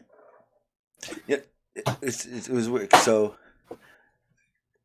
in my I kind of remember what the question was now. So, in that, when you were saying that, with the whole quantum and everything,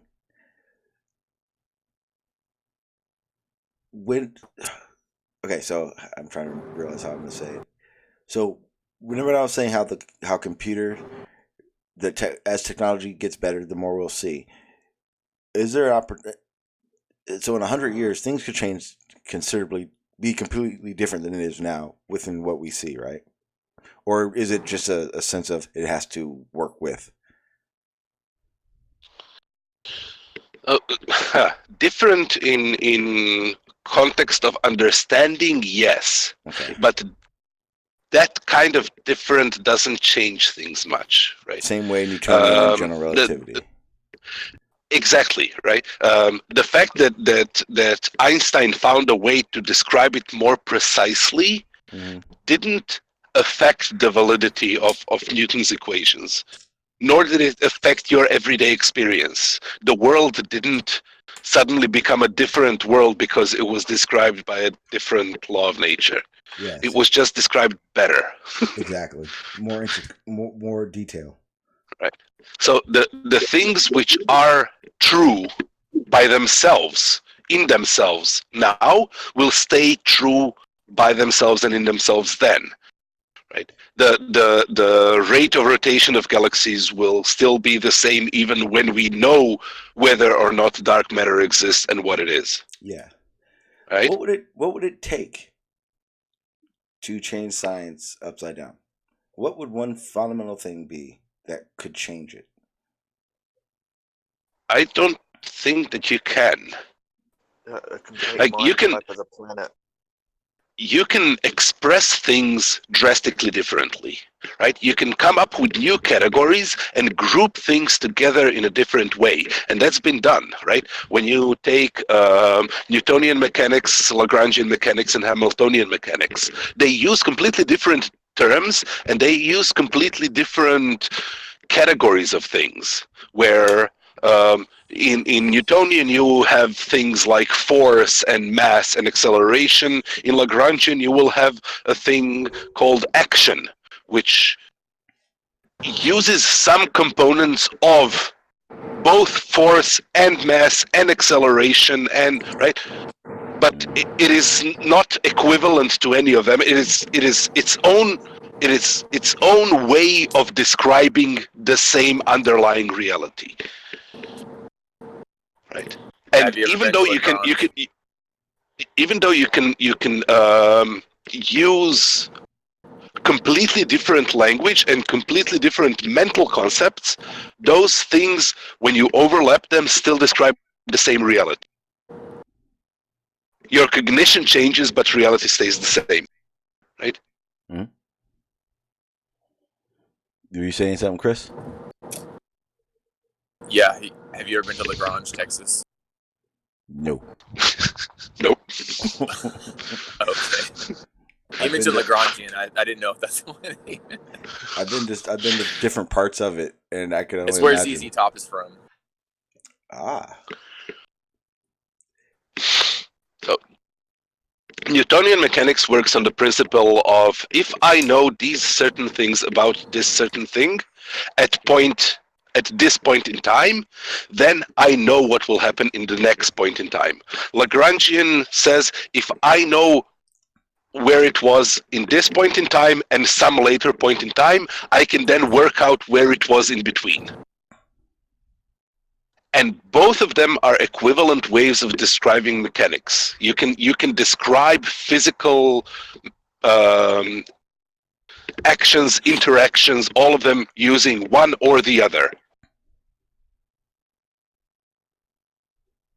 But the problem with Einstein, or with gravity in general, is that there is no interaction. Huh? Okay. Wait, hang on. Uh-oh. Interaction. There's no interaction between, say, the object I drop and the Earth that's supposedly pulling it down due to gravity, right? There's no interaction. What that is the happening? interaction. Yeah, what is happening? I don't know. That is the interaction. Look, The down I have- is the interaction. I have a lighter in my hand. That is an interaction.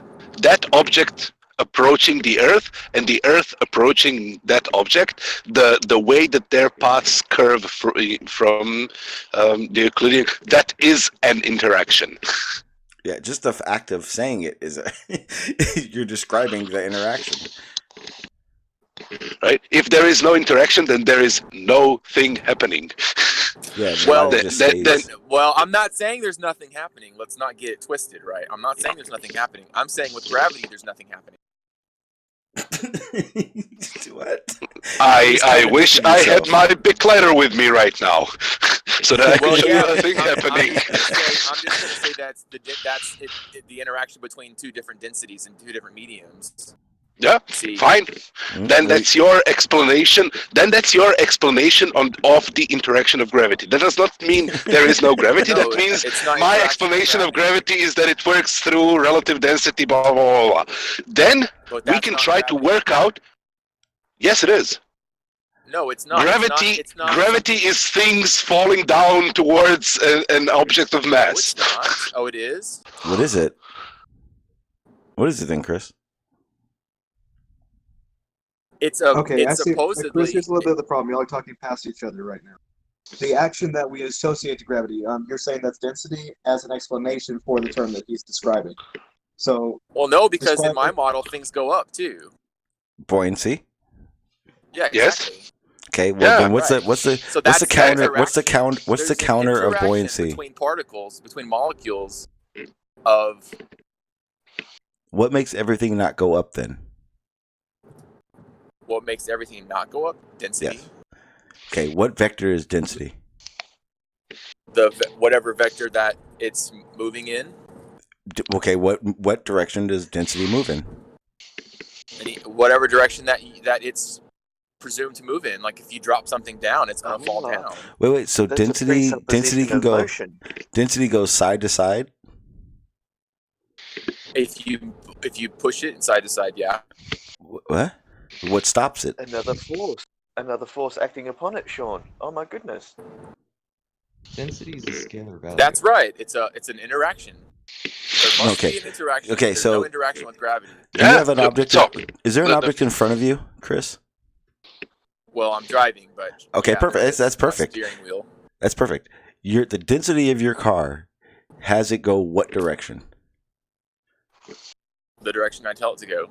Okay, what density or what vector makes it go down? Makes what go down? Your car. Your car.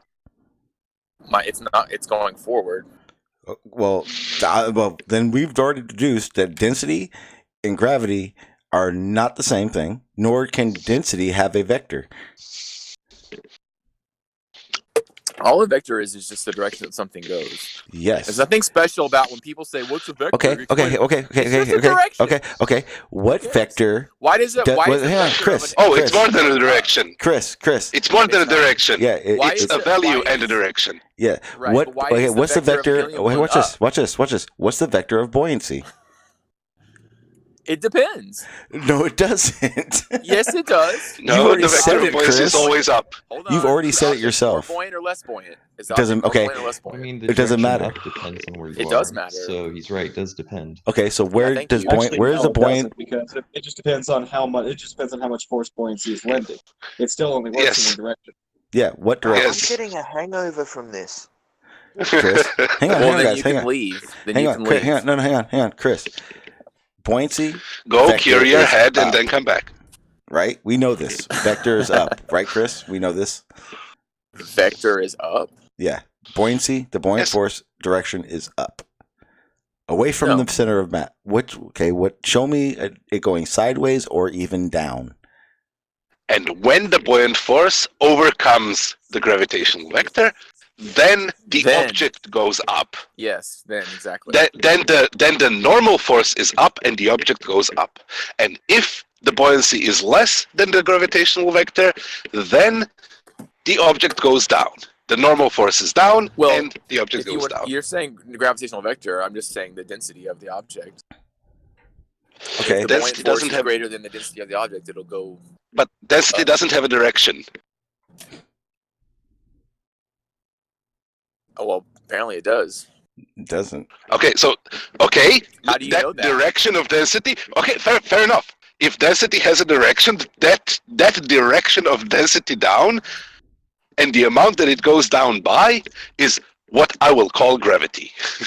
Now we can quibble about the explanation for what causes it and what explains it and what explanation is better and works better, but gravity does exist, whichever way you decide to describe it or explain it. Now, I have huge objections to your explanation because they don't work. Well, my explanation. I mean, I'm not sure if density and buoyancy are the only thing that would fully explain it. My other explanation would also include a combination of density, buoyancy, and energy. So all mass has energy and stored energy in particular. So if you look at the equation E equals mc squared, energy equals mass times speed of light squared. So all energy has resting mass. All mass is resting energy. Are you saying? Are you saying that something that has stored energy will at some point no longer have energy? Say that again. You say stored energy. Does that mean that something with this stored energy would at some point have no energy? No, all things always have some amount of energy in them. So when you say stored energy, what do you mean? Well, meaning potential energy. In some sense, the statement of E equals mc squared means that mass is energy. Therefore, all things are energy. Correct. Right. So my explanation of what you call gravity, it's just a combination of density, buoyancy, and that stored potential or equals mc squared type energy. That's just simply being released when you move an object, you bring an object up. You know, either something has to cause something to move or it doesn't fall. Like the microphone that Neil deGrasse Tyson doesn't just fall automatically. He lifts it up, inputs energy, and then releases it, and expends that same amount of energy. I always find it interesting whenever a sinkhole opens and what's on top just floats there because it didn't have any energy put into it. Exactly. Say that again. This idea that in some sense, what he is describing is very, very Einsteinian, right? Yes. That literally is that when you put something higher in a gravitational field, it gains potential energy, and its eternal mass increases by the E equals mc squared formula. Well, E equals mc squared is a very valid formula in the sense of you can prove it's reality, right? Like there's nothing. I don't think there's any quabbles with that. You know, we understand energy, we understand mass. Do you know that formula itself is an approximation? That's fine. The full formula is something like E squared is m squared over c cubed times the times p squared over c squared or something like that. Right. I mean, that's fine. Yeah. Equals mc squared over the Lorentz factor. Fair enough. I didn't hear what the example the guy said a second ago about something lifting up. So the problem with the explanation of relative density of this thing being more dense, this thing being less dense, is that it could determine its direction by the density column, right?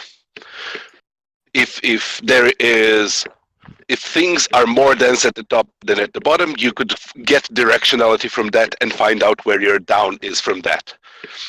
Okay, that means that the strength of that vector, you get a vector which points down. Awesome, you're halfway there. Now, the second part of a vector is its size. Now, its size would then be proportional to the gradient, right? What is the difference between the density at the top and the density at the bottom? If the difference is small, you would get a small force, a small size of the force. If it was large, you would get a large force. That means that if you were to put it in a vacuum chamber and sucked out most of the air from it, you would still have some of the air and some gradient, but due to the compression, you would have less of a gradient, meaning that the force would decrease. And the more air you sucked out of it, the strength of the force would be weaker and weaker and weaker and weaker. Things would fall slower and slower and slower and slower as you approached real vacuum. And in real vacuum, there would be no falling down. And that's why the explanation of relative density doesn't work as an explanation for gravity. The explanation as given does not give you the size of the vector, does not give you the strength, does not enable you to calculate what the speed and the acceleration of things falling down is. Even if you do, it doesn't. Well, if you have a method in which it does, I would love to see it. Well, it's the same. It's just F equals ma, right? It's the same thing. Are you claiming that density is a force? No, I what I'm claiming is what I said earlier. I'm saying that what you guys call gravity is a combination of density, buoyancy, and stored energy and expended energy. Excuse me, if I may ask. I'm trying to figure out how you got that into force equals ma. How did you? Because he's saying that density itself isn't either a vector or it's not a way to explain, say, I don't know what he said, speed or power. No. I'm asking what you said. How are you getting F equals ma out of density, stored energy, and the other thing you said? Well, you're not, but you don't need gravity. F equals ma is not gravity. F equals ma is the mass of the object times the acceleration of that object. That's it. Yes. It is And gravity. mass can be measured, and acceleration can be measured. Therefore, by measuring the mass and the acceleration, we can measure the force. Correct. Right? We can measure the size of the force, the scalar value of the force. So let's just say if density, and I know you guys aren't going to like this, but just play along. If density is the cause, then density is the cause of that acceleration. Yes. Okay, may I ask you one question? Wait. That's fine. Now, I have given you a method in which you can get the direction of that vector to point down by using only density and nothing else. But I do not see a way to get the scale of that vector, the strength of that force. Can you provide one? Can you tell me what is the strength of that force due to density? How I can use density to derive the strength of that force? Well, give me maybe I'm not understanding. What's the comparison in strength of force of gravity? Weight. Well, weight's also mass times mass and distance, right? If you give me mass and distance, I can give you the exact strength of gravity. If you give me the density of its surrounding, I can give you, combined with that, I can give you the strength of buoyancy. Combining those two, I can give you the normal force and give you the exact acceleration at which the object will go in every field.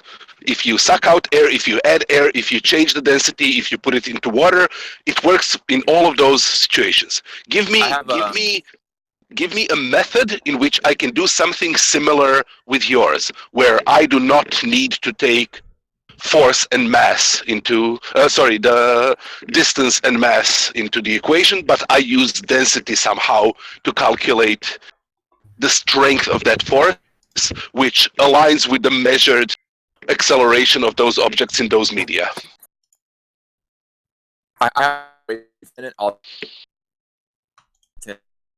You're cutting out. May I ask one question? Chris, you May I ask one question to our lovely Chris? Can you hear me?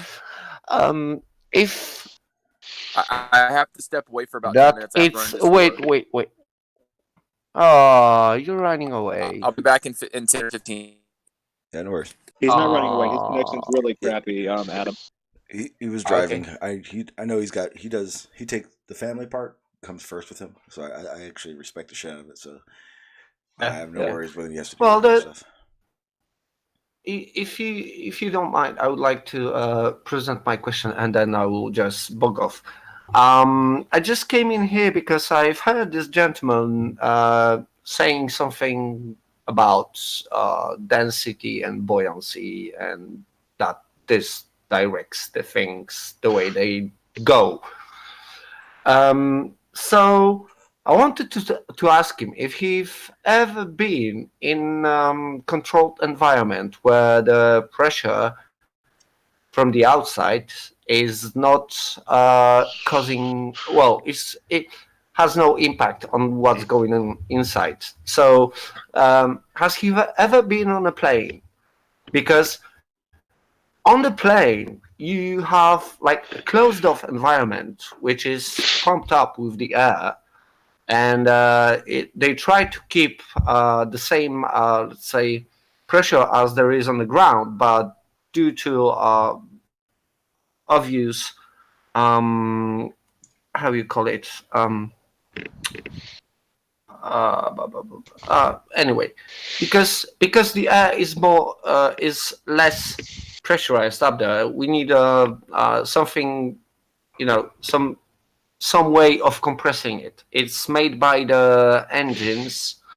It's called bleed air, what goes into the system, and this the whole passenger's compartment is kept at certain pressure. So the pressure over inside of this tube, all over this tube, is equal. What is making us still be sitting? If there was only buoyancy and density? There really wouldn't be. The thing that gets me about the density and buoyancy argument, oh, I have to change rooms. This one's way too echoey.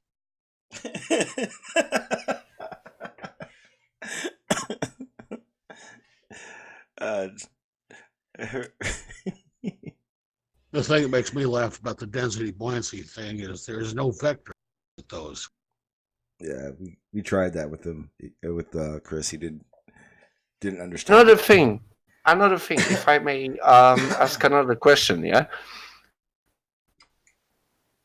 What would happen to a feather if you put a feather into a balloon that is, don't know, or something that is big, like, let's say, harmonica? You make a hole, put a pipe in it so it can blow up. You put a feather, yeah? You push the sides together, the pressure gets bigger. What happens to the object? It will fly out eventually.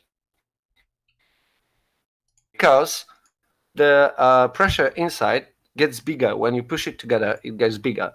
So things, well, if it was only for buoyancy and density, just the pressure gradient, that was the term I was missing before, just the pressure gradient would make everything fall apart. Gravity. Gravity is a weak force, but it reaches really far out. You would have to compress the the gas inside that balloon to the point that it became almost a solid for that feather to float. No, I mean you no. The one end would be open, yeah. So you will have something that would, let the air from the inside go out.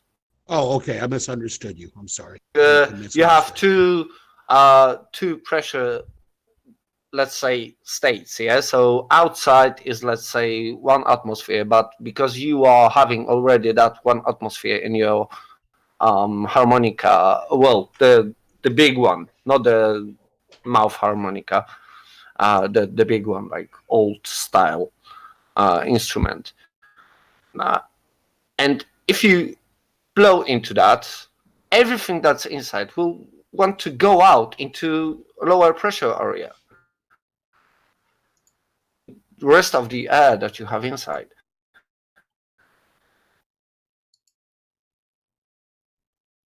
Right. And?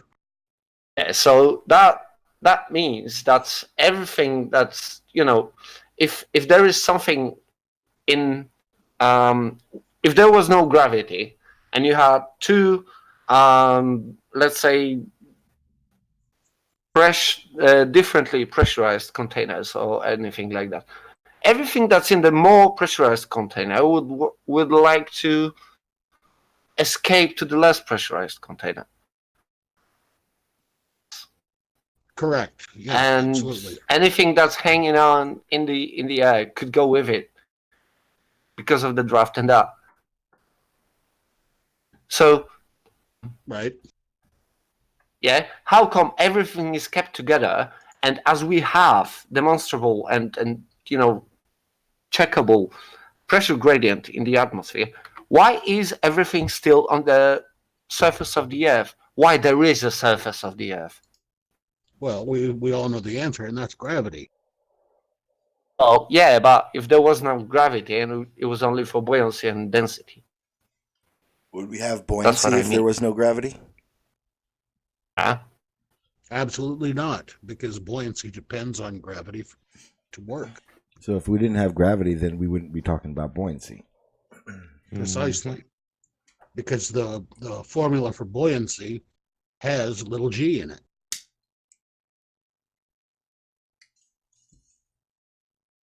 Well, that kind of puts a wrench in something. It sure does. Because to deny gravity also is to deny buoyancy.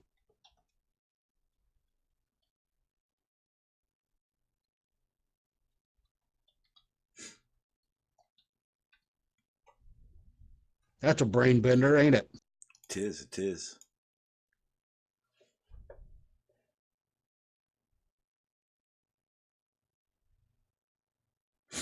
So, are there any flatties in here that have a response? We don't Something talk to that them works anymore. that doesn't. We don't talk to them anymore. Unpaid. I don't do flat Earth anymore. The lies. Magical pixie farts. Yay! It crashes on Nicole's phone. We actually heard you this time. No, it was a choice I made a little while ago. Unpaid. We can talk science, but unless you have a actual scientific explanation for your opinion of the shape of the Earth, we're gonna stick it to science, and what your idea of the shape is not relevant. Fair enough. Yeah, I mean, but that's just the way it is. What's up, B-ball? I can play the national anthem if is there a need? Yeah, basically bring something to the table or don't come to the table. Yeah, exactly. That's exactly what it is. I mean, if you have enough scientific backing to promote that, then by all means, come on. But I know there's not, so I don't really care to entertain it.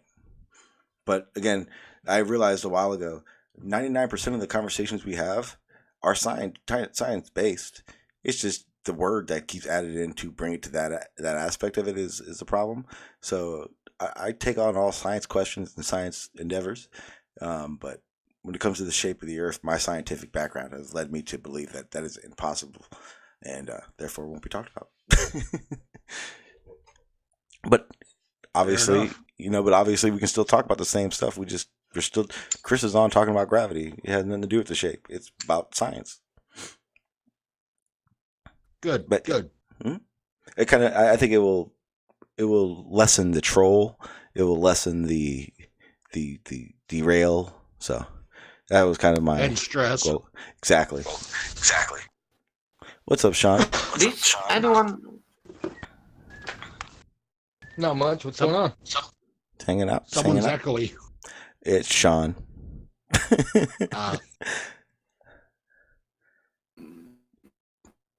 Yeah, I had to get my mic in. Cool. No worries, Barney. Thank you for being in. Thank you. No, but that's actually a really good aspect of it. The idea that it can't be density and buoyancy, because if you're saying gravity doesn't exist, then you're saying buoyancy doesn't exist. Precisely, because buoyancy pulls down harder on those things with greater density, causing things with lesser density to be pushed upward. That's just a theory. It's a great. Just a theory. You mean just like germ theory, or just like any number of other theories we've got? Meaning, we don't know if that's true or not. Theory. No, a theory is pretty much the highest that a scientific idea can reach. Well, that is a scientific theory. I was just talking about theory in general. Well, then you understand it and ascribe to it then, because that it would explain everything. It would explain most of everything that we're discussing right now, especially the buoyancy argument that you're having.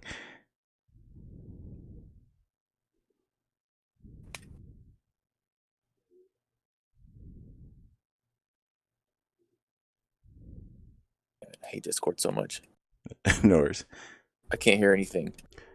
You may have to refresh if you can't hear me. I don't know why. I can hear you now. Oh, okay, cool. No, I was saying the idea that it could be density and buoyancy would have to be thrown out altogether, because without gravity, there is no buoyancy.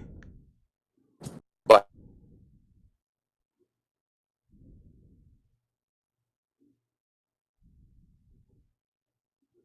you cut out.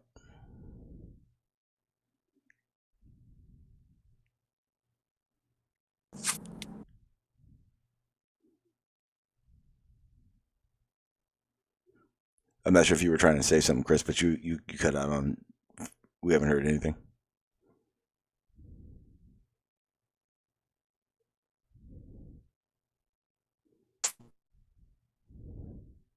Hello, Chris.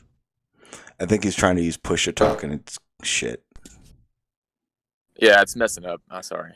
I don't know if it's my phone or Discord or what, but. Sean, did you break push to talk? Oh, Jesus Christ. I didn't realize it was you. Chris, when you get a chance, you might want to look at your Discord settings for voice. Yeah, if you need to, Chris, you can just go to the voice activated one and then just mute when you're not going to say something. Because I know what you're doing right now, and push to talk is a pain in the ass. Honestly, I'm not doing push to talk. Oh, for real? Damn. No, I'm on my cell phone. I'm driving. It's just it's 2019 technology. The 9/11 hijackers people made phone calls from planes 35,000 feet in 2001, but I can't make a call in 2019, so no big deal. They had a better carrier. Discord doesn't like Bluetooth audio at all. It's not Bluetooth. It's the noise suppression on the phones. The same thing if you have so there's two things for Discord that I learned. With your cell phones, it's the noise suppression. It's acting as if you're going to hold that phone against your face like you normally do, so it suppresses everything and it has a hard time picking up everything. If you use the browser, it's the exact same problem. If you use the browser and you have connection problems where sometimes it connects you and lets you talk and sometimes it doesn't, you can't hear people, change your noise, turn off the noise suppression. That's my little tip for the day. Or increase the sensitivity, either one. Yes. No, listen, it was good. There's just like earlier when I was talking, it was fine, but a minute ago, I just couldn't. There were like 10-second periods where I couldn't hear anybody say anything. I don't know that. Or you're saying that's what's happening. It's my voice it's picking up my own voice. Well, yeah, it was picking up the car you're driving, and so it suppresses it. And if you don't put enough decibels into the speaker, it won't know if it to turn on or not. So it'll do the safe mode and suppress it. Oh, I got you. Did Barney leave? Yeah, he took off a little while ago. He's on his phone and said it was cold or something. Was like. So no wonder the connection was crap. I was in my car and he was in his car. On phones. You still training?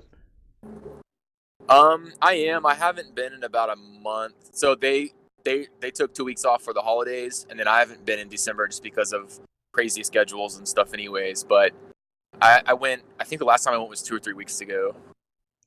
Don't as long as you don't stop.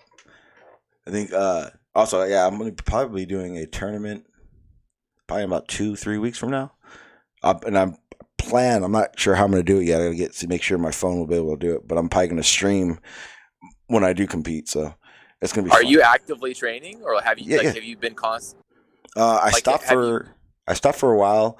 I'm back to it now. Now I'm back to it. It's 3 days a week. So I'm pushing myself. And then there was a tournament this weekend, but I didn't want to do it. And then there's one coming up in like 3 weeks that I'm gonna do. But if I do it, then I'm gonna try to stream my my matches live. Okay, cool. Well, if I'm around, I'll definitely watch it. Yeah. So I've progressed pretty quickly for my level and all. Like I can pretty much sub all the white belts that go to my class, and there's a blue belt that I can sub. The purple belts I can't even get close to touching yet, or above, obviously. But now, even though I can sub the blue belt, I wouldn't consider myself a blue belt just because I still don't know all the scenarios to get in and out of things. But since I'm only training, I've only been training one hour a week for 4 months, and even then, it's not every week. It's like I'll go 2-3 weeks in a row, and then I'll have to take 2 or 3 off just due to work or kids' schedules. I've got my 2 kids are in 3-4 activities at a time, and then of course they have practices and things throughout the week, so sometimes I can't go. But so in my opinion, I've done pretty well for as little training as I've been able to get involved with. But it's fun, so I'd still like to keep going for sure. So I will once the new year starts. You should look up. It's a pain in the ass to do it, but there are actually jiu-jitsu places that go late. Like I'm talking midnight. We'll have a midnight class. Like the UFC gyms, they do that a lot. If just for those random, out of nowhere moments where you're like, I want to go train for an hour, and I have it. Keep those in mind too. Right. Just to even go and just roll and spar and just keep everything in mind. Our CrossFit UFC gyms open 24 hours here. Yeah, most of the UFC gyms are. Yeah, one of the problems is they do an 8:00 p.m. on Thursday night, and for me, when I work out that hard that late, like I'll go home and get home about 9:30, and I won't fall asleep till 12 or 1 because my body is so amped up. Yeah, the adrenaline. That was one of the problems I had too. Yeah, exactly. So I really can't go that late on the week. So I've been going to a Friday. So Thursdays is actual class where you train for 50 minutes and then you roll for about the last 10 minutes. Friday night I've been going as an open class or whatever, open mat. So there you can start rolling immediately. You can work on things. I kind of like that format because what I like to do is I'll start working on stuff and see where you need to do. Yeah. Yeah, see what I need to work on, figure that out, and then go do that for the first 15, 20 minutes, and then just let it rip with rolling the rest of the time. Yeah, if you could find the opposite, like so you have like the day where you're free rolling, and then the next day is a training day. I like those better, and where I train at, that's what we do. We actually roll for an hour and then train an hour, and it does two things. One shows you, when it comes time to what do you guys want to work on today, you know exactly what you want to work on, and then also what happens is instead of using your strength and the power that you have before rolling, you actually are tired during training, which forces you to work on your technique. Right. So that's why I always, no matter what, I like to roll first and then do the training aspects of it, depending on what type of class you're doing. Because I've done it a lot of times. What was happening, I haven't done it in a while, but we had the kid classes before, and believe it or not, those are really good when you're teaching someone, because then you remember something or you see something better. But then what happens is because I've trained, I get to roll, so then I get to work on stuff that I thought about, but then I get to actually train it after the roll. So right. When I was helping out with the kid classes, I was training 4 hours a day, 3 times a week. So and just remember that that's a lot. The more you train, the more you roll, the faster you pick stuff up on, because it's so consistent. Sure. So my son, the whole reason I started going is because my son goes. And at this place, it's actually a cool deal. If you pay for one child, then the adults, the parents, go for free. So that's why I got started in the first place. But so I go with my son twice a week anyway and watch him and see what they do in their class. Now, the crazy thing is that he's 7, or I guess he'll be 8 next month. But either way, 7, 8 years old. They're already doing things that adults do, right? So oh yeah, holding back because they're kids. Like they train all the same maneuvers at that age as you would, say, starting out at 30 Absolutely. or 35. Absolutely. So that's really cool, because then I'll watch what they're doing and get ideas just watching my son in his class roll. It's really cool. I'm telling you right now, if you ask the instructor if you can sit in on it, he'll let you get in the mat, especially if it's just to help the kids out, because usually they need extra bodies.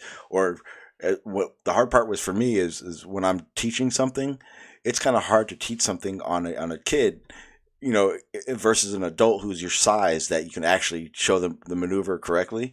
He may need help, and then that gives you an opportunity to learn more stuff. Because believe it or not, the one thing that people forget the most about when they train is the most basic: breaking guard, getting through past someone's guard, and that's one of the things I train on the most, because you always want to remember it. Shona, will you get in my guard? I would get in your guard any day. Nope. Well, no, yeah. I get in your guard. I know, because I remember Carlos knows what's up. So, because is that Carlos? That's right, baby. Don't ever forget it. Oh yeah. I would definitely think about. I'd get in your guard, but I wouldn't be playing those games. I know what's up. That's kind of like someone going. Go ahead, Chris. Do you know what Ghost Escape is? It may be something else. I've never heard of that one. Is it with a gi or no gi? I guess you can do it with either. I've seen it with no gi mostly. Okay, it's an escape when you're on bottom. They've got you say in side control or something. Okay. Oh, okay. I didn't know if you had done it a lot or not, but it's pretty slick. It's got a pretty high success rate. Is that where you end up on their back? Say that again. Would you sweep your leg under and end up on their back? So you get an underhook. Say you're in there. It's half guard. You get an underhook on their bottom arm, and you basically push your hand to the sky, and you end up coming out from the backside and taking their back. That would be okay. Because I know that. No, one in fact, it's almost the exact opposite. Right. So just after this, or at some point, Google or YouTube Ghost Escape, and there'll be like 100 million videos. It's so cool. But basically, if let's say you get on your back, they get you in side control. You know how you have your left? They have you in seatbelt, and in a way, you kind of have them in seatbelt. You know, your left hand is on their left side, and your right arm is most likely on their right side. Kind of like you do have an underhook, but you know they probably have your neck cranked and all that. But what you do is you get your right arm under their body. And as you get your right hand and arm under their body, you extend and you kind of like do a roll. You roll out from under them. And it's like a twist. Yeah. That's what I know. I don't know it as So you do roll into them and you extend with your with the side that you're on compared to them. Yes. Yeah. And you're gonna get over their opposite shoulder.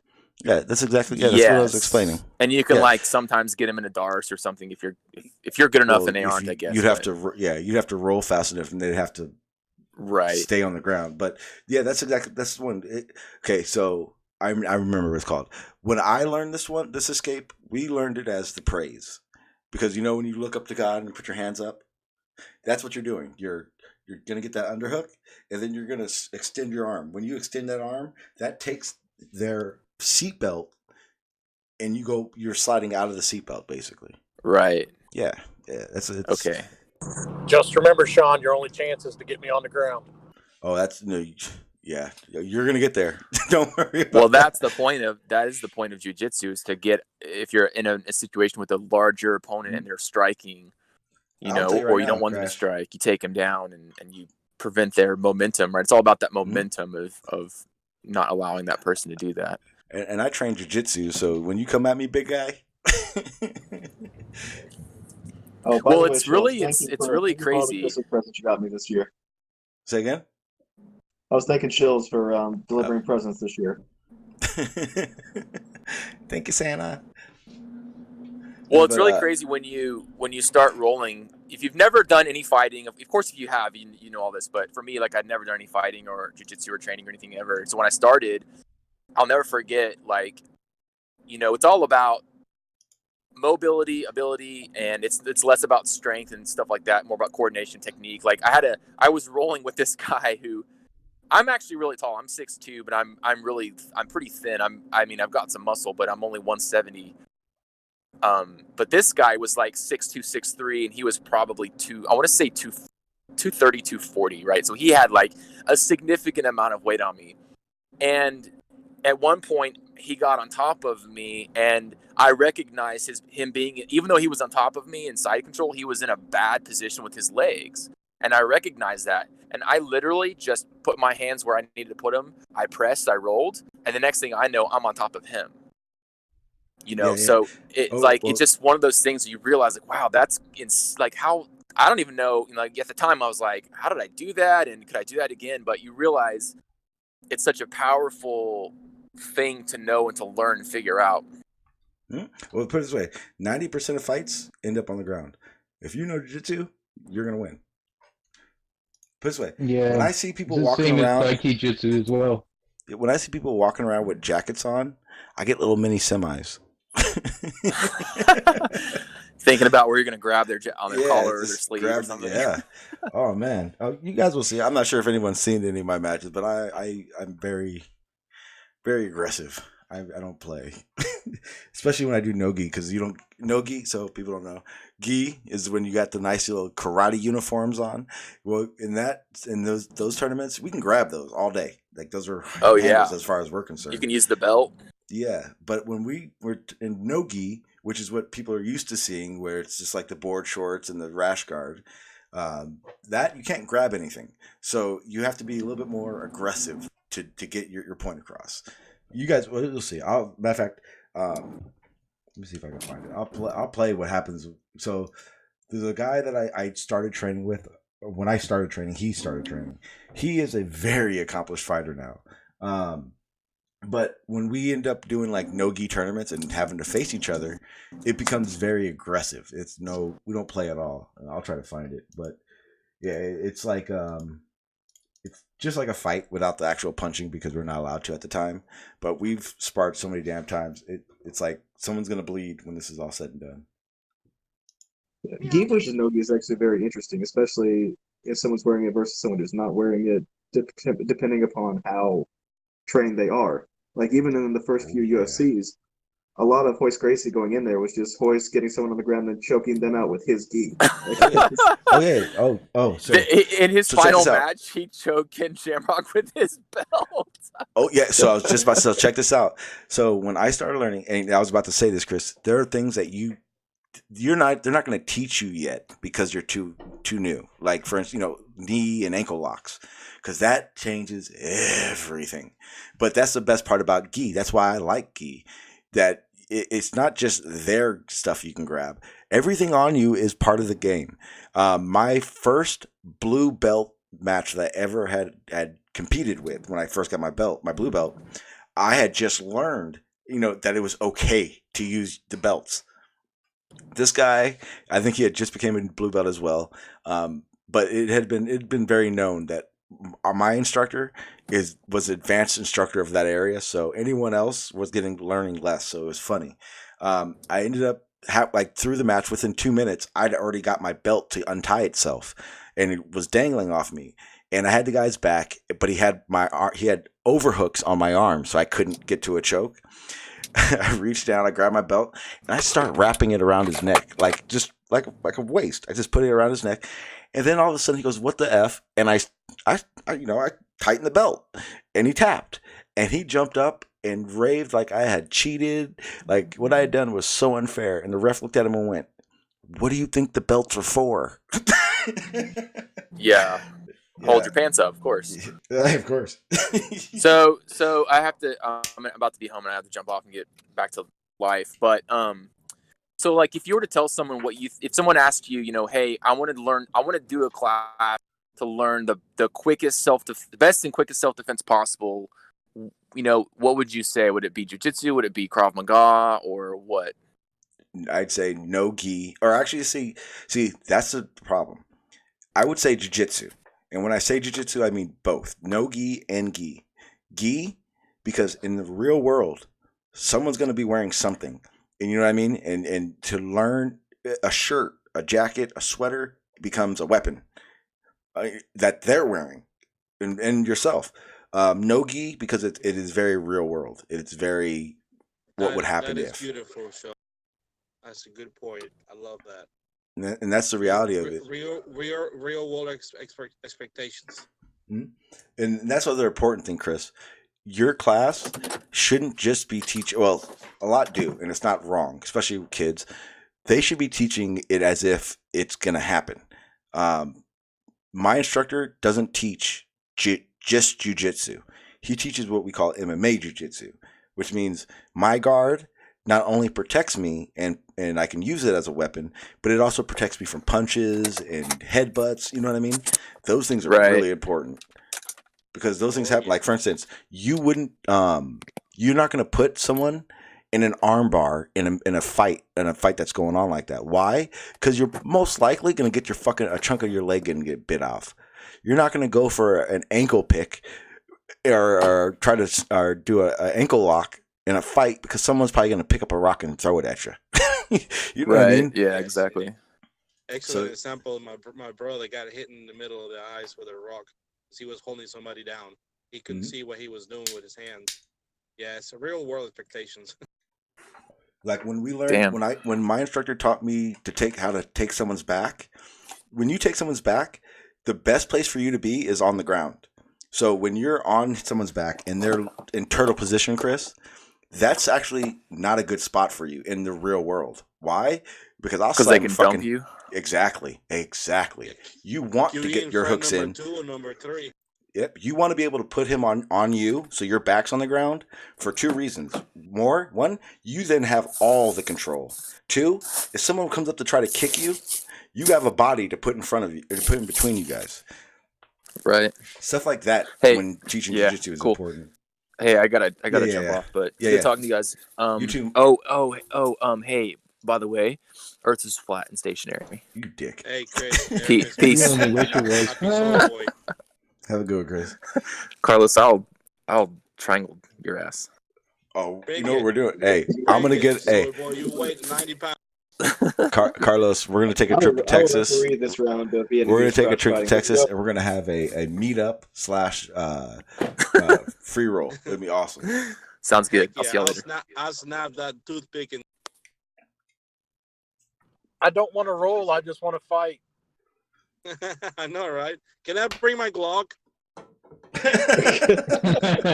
If you bring your Glock, I'll bring my guns. There are no rules in the street, Sean. You know that. Yeah, that is true. And if you guys bring your guns, I gotta bring my guns. Carlos, if you're talking about the streets, you've been talking to Slick too long. Let me tell you something about the street, brother.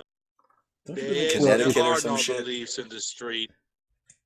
If we all bring our guns to Texas, can we just go to the range instead? Heck yeah, let's do it. Why don't we just go hunt pigs? I'm down for that. I fired off another email to Nathan, and I still haven't heard anything back. I don't think I'd be able to find an impartial referee anyway. Hey, you've been searching for that for a while. I want to print out a bunch of flat Earth maps, and that'll be our target. I don't know what that is. Yeah, flat Earth isn't a thing here anymore. Yeah, I don't know what that is. I don't know what that means. We can use an AE projection map. Yeah, that's not a flat Earth map. There you go. That's what I'm talking about. That's their map. I don't want to hear it. All right, guys. I think we're gonna wrap this one up. It was a fun one. I enjoyed it. So here's the thing. I haven't said anything, but it's in the work. I got a new channel that I'm gonna start using and start streaming from. I haven't figured out what I want to call it yet, so that's why. But more importantly, I do have another channel. It's called UFC Shit. I'm gonna start doing that again. I'm gonna start doing the MMA. Basically, I have a way of airing live events. I have to talk to my instructor still because he is the one with the code that I would use. But I do plan on bringing back that UFC channel or my MMA channel and doing that some more. So if you guys didn't enjoy the conversation we had just a little while ago, too bad. But I do have a place for it, and I will be using that channel as well. Probably, since I'm going back to, I started training again and I'm start competing again. I'll probably end up doing that because will be the world I'm engulfed in again. But if you guys are entertained by MMA and MMA talk, just know that that's going to come up real soon. I'll start sharing links and all that shit and let everyone know when it's going to happen. But that is the plan. Believe it or not, I have it's just a multiple list of fucking MMA fighters I can talk to. I know so many damn fighters, it's insane, and that's going to be fun. Only because I know I can get those interviews going anytime I wanted to, really. So that's going to be interesting. You guys are going to like that if you like MMA. But other than that, guys, anyone want to final out and say something before I cut you guys off?